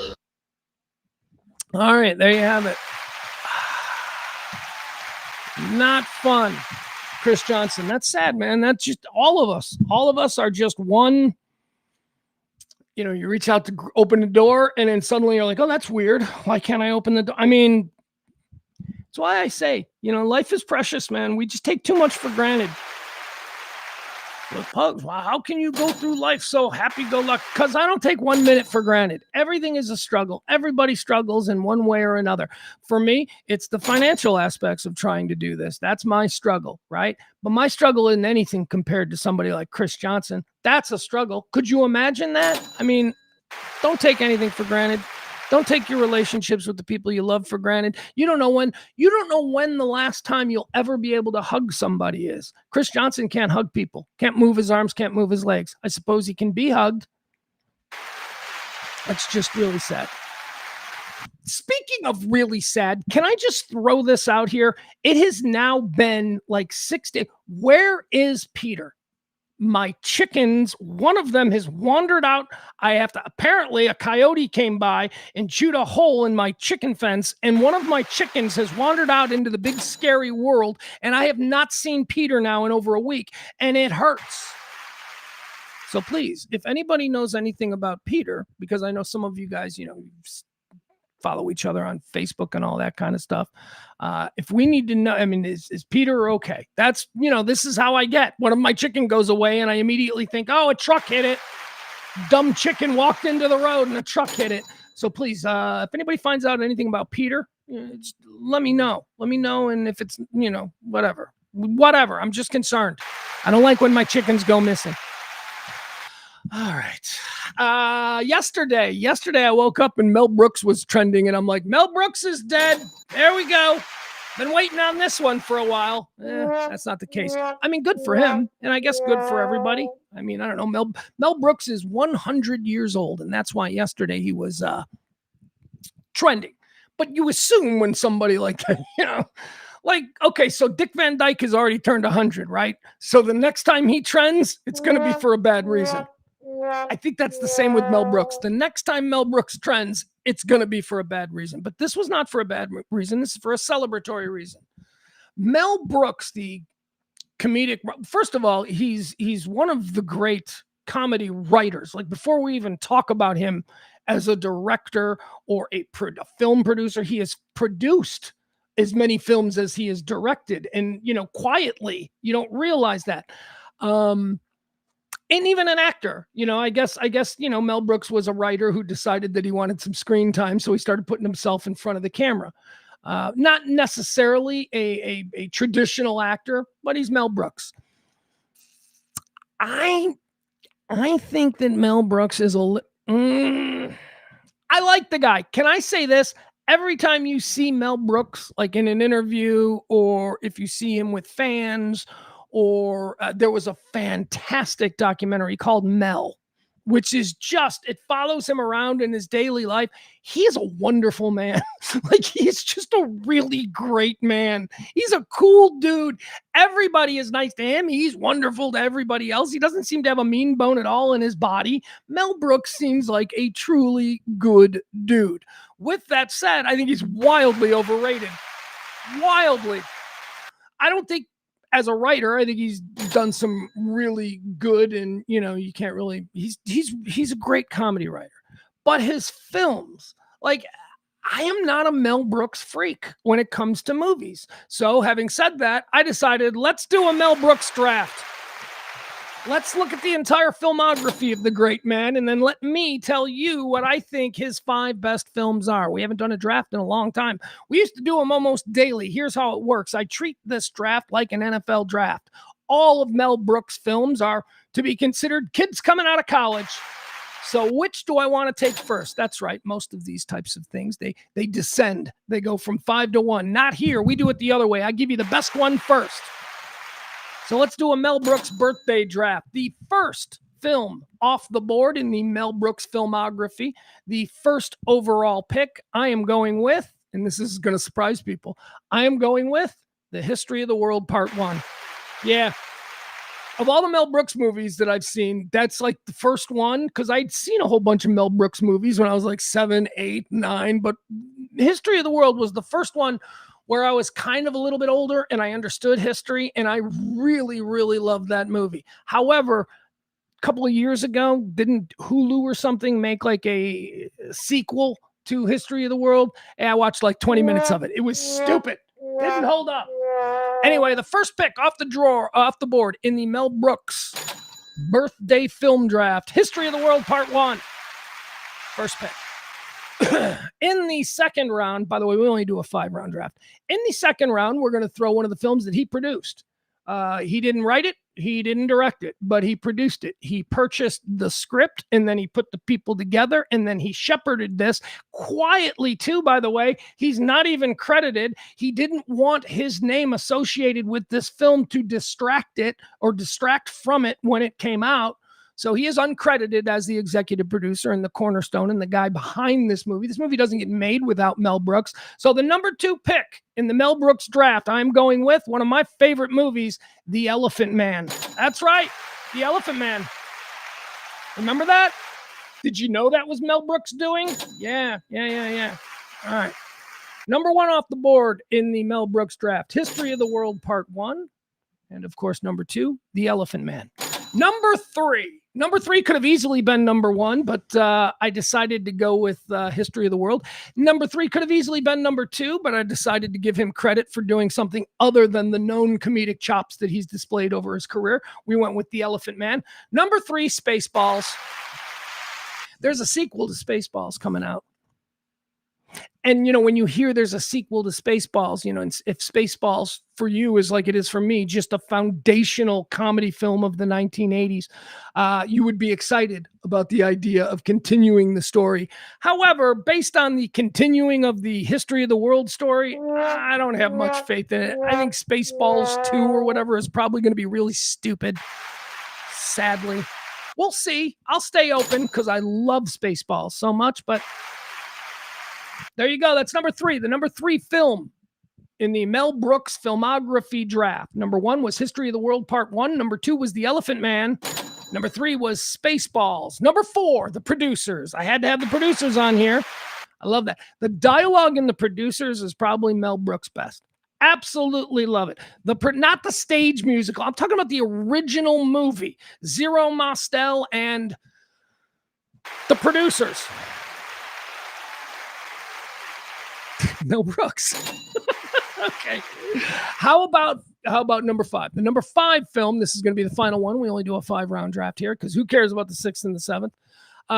Number 5 off the board. That's right. A lot of you are like, where's Blazing Saddles? Not on my list. I think Blazing Saddles is one of the most overrated comedy films of all time. There's like 4 or 5 really funny jokes. The rest of it is just lowest common denominator stupidity. Fart jokes? Are you kidding me? Remember the scene where they're eating beans? And they all... Seriously? That's like... You think that's a great scene? Anyway. Blazing Saddles. Crazy overrated. And that's why number 5 in my Mel Brooks draft, the final pick of today's draft, Young Frankenstein. Gene Wilder's performance in Young Frankenstein is just absolutely staggeringly good. Gene Wilder and Peter Boyle as Frankenstein and Madeline Kahn. Oh my God. That's it. That's your Mel Brooks birthday draft. The great man turned 100 years old yesterday. We did a draft of all of his films. Number 1, History of the World Part 1. Number 2, The Elephant Man. Number 3, Spaceballs. Number 4, The Producers. Number 5, Young Frankenstein. Again, you're all like, what about Blazing Saddles? Well, let's go to number 6. Number 6, we'll give an honorary mention to High Anxiety. Yeah, I still ain't going with Blazing Saddles. That movie is pound for pound stupid. It's like one of his dumbest movies. And like I say, there's about 3 or 4 lines in there that are really funny, well-crafted comedy bits. The rest of it is just stupid. Stupid. I don't love it. All right, there you have it. Mel Brooks, happy 100 years on this earth.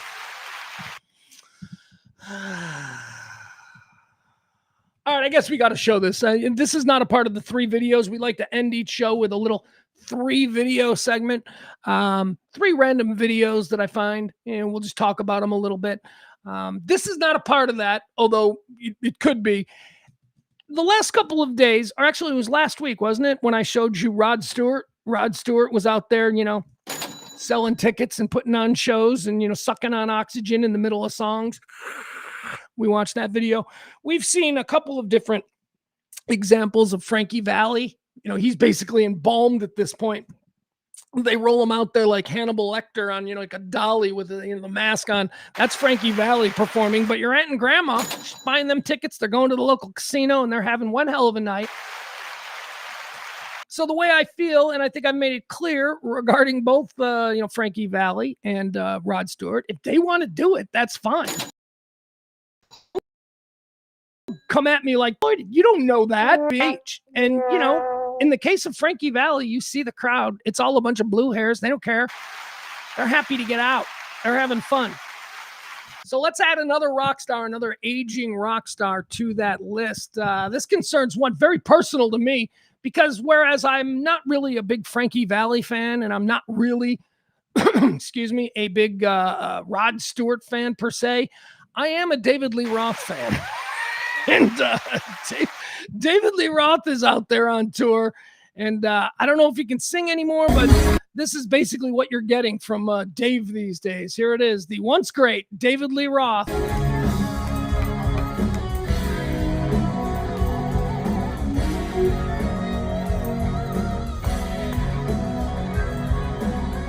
Okay, I don't know what he's doing. I don't know what's going on here. The reviews are that he can't sing anymore, but he does spend a lot of time on stage doing weird shit like this. Here is what you can expect if you go to see David Lee Roth. You can expect a great band. You make all the fun you want of his limited abilities as a lead singer in 2026 or as a frontman, but his band is going to be great. Dave always has like really good players.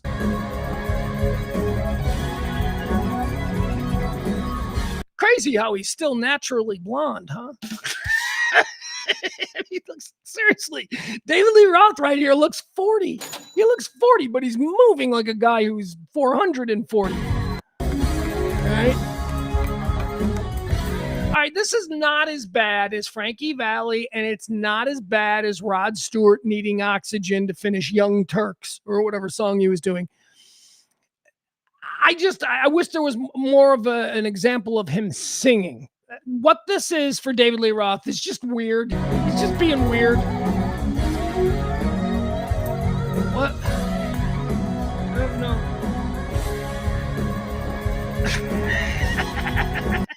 He's so unaware. He still thinks he's cool. That's funny.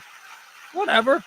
Hey man, somebody bought tickets to go see David Lee Roth, and I got to tell you, if somebody came up to me and said, "Hey, you want to go see David Lee Roth tomorrow night?" I'd be like, "Yeah, let's go." I'd see that shit. All right, David Lee Roth. Let's now go to our 3 videos section. This is where I find 3 videos that have been going around, and I find them interesting. So let's watch them, and then we'll, opine, if you will. The first one, just, thousands in Venezuela. I mean, the earthquakes, the twin earthquakes from last week. It's just, none of it's good. It's just every day with the updates, it's just sad. It gets worse and worse. It's a very big deal. Here is the most troubling video that I have seen. This is a static video of a street during the 2 earthquakes that hit Venezuela last week. Just watch this. This is just what it looked like. Terrible.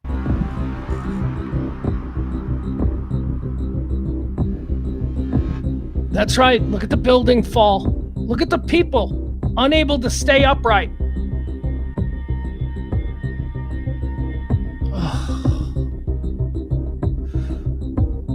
One more time, this building right here.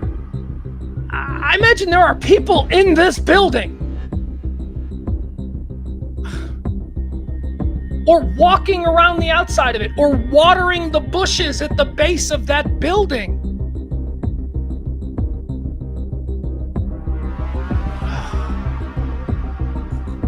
All right, there you have it, folks. Just another example. But for the grace of God, take nothing for granted. I say that. I sit here in a flight path from Midway Airport. There are planes that go over at about 2,000 to 3,000 feet. Anything can fall off and come crashing through and kill me before I finish my next sentence. That's life. Every minute, live it like it's your last. That's what I say. All right, that's video 1 in our 3 video segment. Here's another one. This is from time to time, we'll show you some fight videos. Here's another fight video. Now, this isn't just a fight video. This is I don't know, maybe girls do as well, but every guy knows a Corey, okay? This is Corey. There's some dudes playing basketball. Looks like, a little pickup game there at the local park. And you can see it's these 3 guys. It's this guy with the hat. Okay. It's this guy here. Actually, I think this guy here. I think this is Corey. Yeah, I think this is Corey. There's this guy with the hat. There's Corey. And then there's this dude. And this guy here, we don't know the context. We don't know how this started. All we know is that there is obviously one dude being the aggressor. That's him. Now let's watch how this plays out. But let's pay attention to what the friends say. You can hear the friend off mic go, "You won't do that to Corey." And then like somebody else goes, "Yeah, why don't you say that to Corey?" So this is Corey right here. There are a few things cooler in life than being the guy that all of your friends know is the badass. The friends know that Corey will stomp a hole in this guy. This guy has no idea what Corey's into. His friends know that Corey has probably won state 3 times in wrestling and is also a Golden Gloves champion. That's what Corey's friends know. But Big Dumb Bubba, who's trying to use size to bully kids, he has no clue what's coming for him. But listen, the friends know. Don't do that. Try that to Corey, they say. Push Corey. Here's Corey. They're like, push Corey. Go ahead. Try that with Corey. Push Corey. I'm just gonna sit here and laugh at his fat ass. And then this guy's like, go ahead, do it. Push Corey. And Corey's just standing there like, yeah, push me. Come on, tough guy. Push me. All my friends know. My friends would like you to push me. I love Corey. Corey. I'm just gonna sit here and laugh at his fat ass. I'm a fat ass. That's funny. That's funny. Corey, you ain't gonna do shit. I pushed you 4 fucking times. What did your pussy ass do? All right. This is where, the big dumb fat kid who's always been able to bully people with 0 skills but a big fucking mouth. This is where, Corey, the kid whose dad has had him in the gym since 2010. 16 years old. Corey's already a black belt. You sit there and look like a dumb bitch. You sit there and look like a dumb bitch. All right, he's walking him back. At some point, Corey can plant his foot and, stop retreating. It is his right. He's right now somebody who could feel threatened, obviously. We're looking for reasonable reasons for self-defense. We're looking for a reason why Corey might go, all right, time to knock this fat prick out. Here we go. Here's Corey. Boom! Oh! Yo! I'm a boy. I love basketball court justice. That dude thought he could just intimidate strangers. One of the things I always tell my kid, I go, don't run your mouth to strangers. You have no idea where that kid comes from. You have no idea. Try and be respectful. How about that? How about instead of just trying to be the guy that's going to, big time and yell at people and try to intimidate them? I love this. One more time. Try that with Corey. Go ahead. Try it with Corey. What's up? Push Corey. I'm just gonna sit here and laugh at his fat ass. I'm a fat ass. That's funny. That's funny. Corey, you ain't gonna do shit. I pushed you 4 fucking times. What did your pussy ass do? Just sit there and look like a dumb bitch. You sit there and look like a dumb bitch.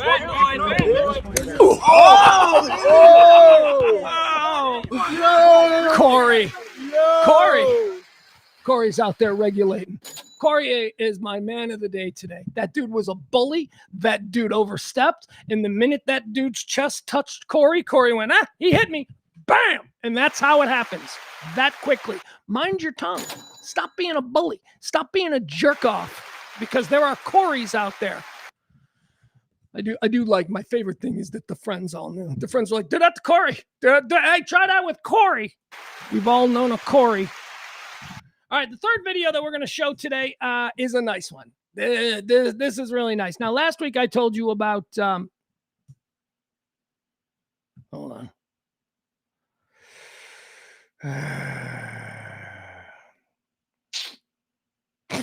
Shit. I lost it. I completely lost it. All right. Well, that sucks. Cool. Yeah, no. I had this really nice video that we were going to share, but screw it. All right, that's going to do it for 3 videos. The video's gone. The video I wanted to share is gone, but okay.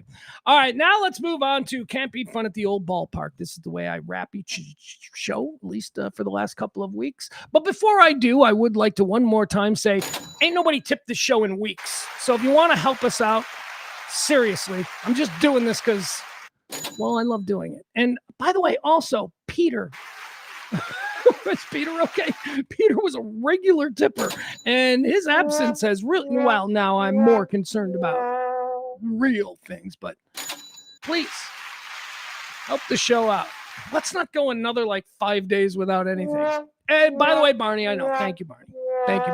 Barney dropped a couple of bucks the other day, so thank you. Appreciate that. Barney's the best.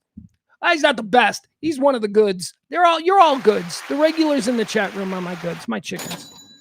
All right, can't beat fun at the old ballpark. As I started out today's show, I told you about my situation with Bill Falk. Bill Falk is a Kansas City Royals fan. I'm a White Sox fan. We're in the same division. I love Bill, but I hate the Royals. And we put a whoop ass on the Kansas City Royals on Friday night. 22 runs scored on the south side of Chicago.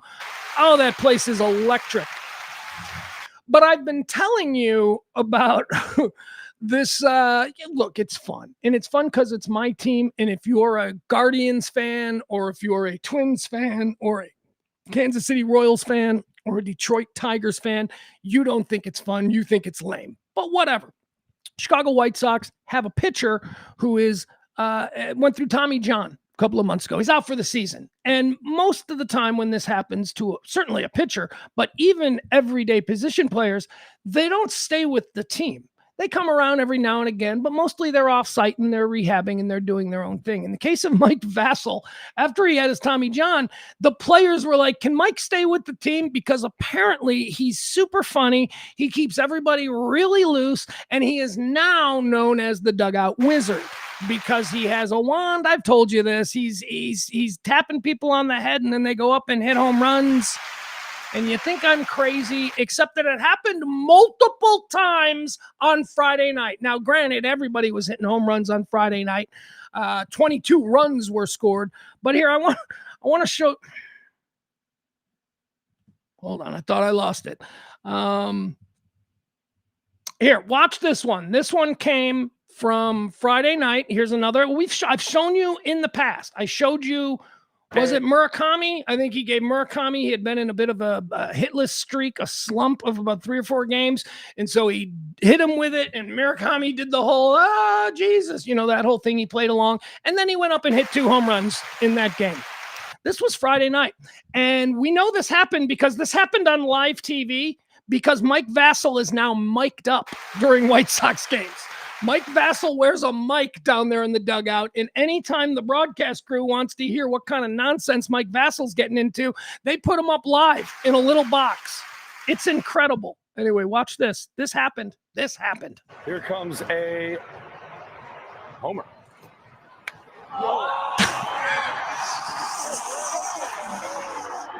Now put on the wizard hat.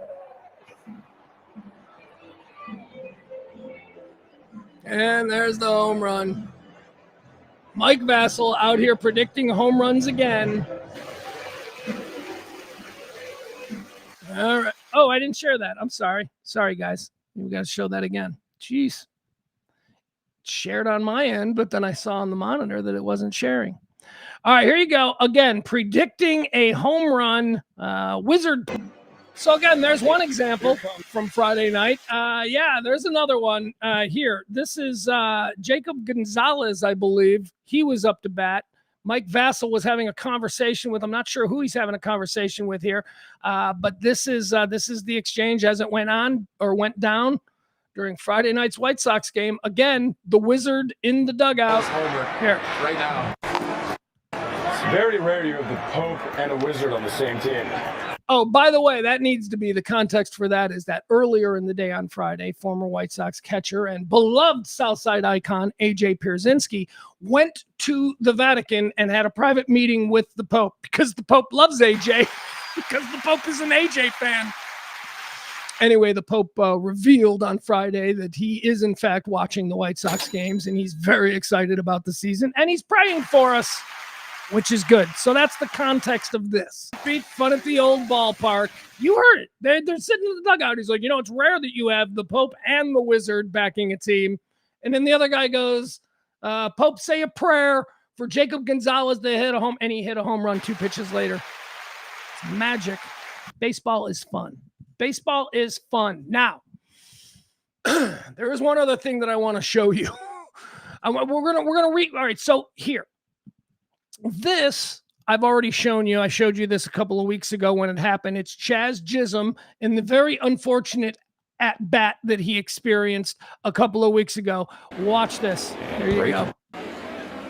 Oh, jeez. And a breaking ball foul right there for Chisholm. He felt that one. Remember, Chaz fouled a ball off his foot last night. I don't know where he fouled this one off, and I don't really want to know. I don't think it was the foot. Good look at this curveball right here.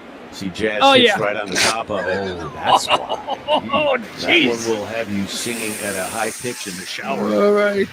All right. So we were familiar with that one from a couple of weeks ago. Chaz Chisholm. Interesting name. Jazz. I'm sorry. A nut shot. Right. Foul tipped it off the ground right into his nuts. And by the way, why don't athletes, and he wasn't wearing a cup. Why aren't athletes wearing cups? I wore a cup for everything. Any sport that I played, I wore a cup. Anyway, apparently they don't wear cups anymore, and these are the things that'll happen. So that was a couple of weeks ago. How about this? This happened on Saturday. This happened on Saturday again. Watch this. Okay, this might even be worse, if you can believe that. This might even be worse than that Jazz Chisholm nut shot. Watch this. This happened. This is a walk-off winner, basically.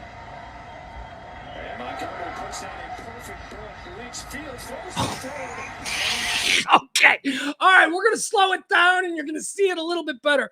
The pitcher was fielding a bunt. The pitcher was about 5 to 10 yards away from the third baseman when the pitcher, in his haste, fired a rocket right into the nuts of the third baseman. There was no reason for the pitcher to fire the ball this quickly, but he did, and the third baseman wasn't ready for such a hot. I mean, it came in hot, and it was not good. So watch it. They'll slow it down. They'll show it to you again. Oh.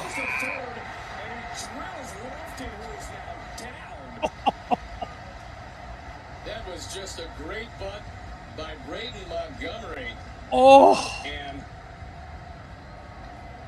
he wasn't expecting a rocket of a throw. No. No, he wasn't. Wait till you see it slowed down. It sucks. Wow. I mean, he was just feet away from his third baseman and just threw a laser at him. Yep. In the And nuts. just kind of casually Caught it in the walked by him nuts. when he was down on the ground. We'll watch it again. This is a perfect bunt because you want to bunt at the third base. Lynch was the one who got to it. And then a rocket of a throw. It was hit south of the border. Oh my God. Totally unnecessary. Yeah. Oh my God. Yeah. He left the game, by the way. They actually brought a cart out for him. I've never seen that from a nut shot. They brought the cart out for him, and he didn't use the cart. Good for him. He actually got up and finally walked off. I don't know. I don't know what his day-to-day is. I have no idea. Jazz Chisholm actually missed a couple of games after his nut shot experience, but man, I mean, I don't know which is worse, a foul ball that rockets off the plate right up into your nuts, or just a really overly hot toss to the third baseman that directly affects the gonads there. All right, that's going to do it. We are done, my friends. We'll be back tomorrow. Yeah, Barney says 22 runs. 22 runs. Was it take your daughter to pitch day? No. They actually, their starting pitcher did pretty good. Like, it was like, I think he retired like the first 7 or 8 batters in a row. And then in the third inning, all hell broke loose. I think we scored like 7 in the third and then like 5 in the fourth. And it just got crazy. And yes, at some point, like late in the game, they did have like a position player throwing batting practice. I think we scored 2 runs off of that guy. It was fun. Look, it was fun. That's what baseball is. Rare that your team is going to be that. Look, man, the White Sox have an offense that is just unstoppable. All right. Our pitching is an issue, right? But our pitching has been shockingly good, way better than we thought our pitching would be. We still need some help. There was some talk about a big trade. Going to send Sonny Gray and Chapman to the White Sox. So we're excited about that. Boston's getting rid of some things. Sonny Gray added to our starters and Chapman added to our back end. That's That means we're going for it. And why not? Why not go for it? We've got 9 rookies on this team. They don't know any better. They're not intimidated by anybody. But yeah, 22 runs. That was fun. I'll never see that again in my lifetime. It's not, again, it's the second most runs a White Sox, but the White Sox have been around since like 1890. It's the second most runs they've ever scored. Scored 29 back in 1950 something. But anyway, it was incredible to see, and it was fun, and it was at home, and the place was electric, and there is absolutely something cool happening in this neighborhood. This season, totally unexpected. Sports does it. It's very much like the Bears. My son pointed this out. My son said, this White Sox team is exactly like the Bears. And I'm like, yeah, I know. This White Sox team will like be in a 2-2 battle with you until it comes time for them to walk it off. And they've walked it off 8 times this year. just like the Bears and Caleb Williams waiting until overtime or the last 2 minutes of the fourth quarter, the White Sox just wait until the end and then they explode. It's fun. Both teams, the Bears were supposed to suck, and we all kind of went, I think the Bears are good now. Same experience with the White Sox. So it's nice. It's nice. They were supposed to suck, and they don't. They don't. My fandom and most of the attitude of the fans, it has gone from, well, I'm not saying we're there yet, but, this team is better than we expected. It has gone from that to, we're the best team in the American League and we can beat anybody on any day. That's how we feel. And why shouldn't we? It's been super hot the last 30 games. They're insane. Anyway, baseball is fun, and I need my Texas Rangers, my second favorite team in baseball. I need them to go into Guardian. I need them to go into Cleveland, and I need them to sweep out the Guards. Let's go, Rangers. You did it against the Mariners, or was it the Blue Jays? Who was it you guys just swept? Was it the Mariners or the Blue Jays? They're both birds in a part of the world that I don't think about much. So, actually, that's not true. The Blue Jays are actually this way. Toronto it's Canada and Seattle. To me, it's all the same. Even if Toronto was actually just Detroit. So Toronto's like in between Detroit and Buffalo, if you really look at it. Seattle's the outlier. Guys, I got nothing else. This is that part of the show where I just start talking because I don't want to say goodbye to you because I have so much fun doing this. I do want to, however, thank today. We haven't done this. The people who have supported the show the last couple of weeks. It was a dismal and a completely unsuccessful pledge week. So we just have to keep doing it. And thank you to Jen. Thank you, Jen. Thank you to Tracy. Thank you to Leslie. Thank you to Peter, who's missing, and Barney, and Mama B, and of course, Heidi, and as always, Aunt April. So thank you guys. Appreciate you. Every little bit helps. If you want to help out, drop it in the Venmo or the Cash App, and we'll be back tomorrow. I hope my mood was better, right? I've been going through some stuff in the last it's just been real, but I'm trying, and I think that's the best we can all do. All right, I love you guys. Stay neighborly, and we'll see you back here tomorrow, okay?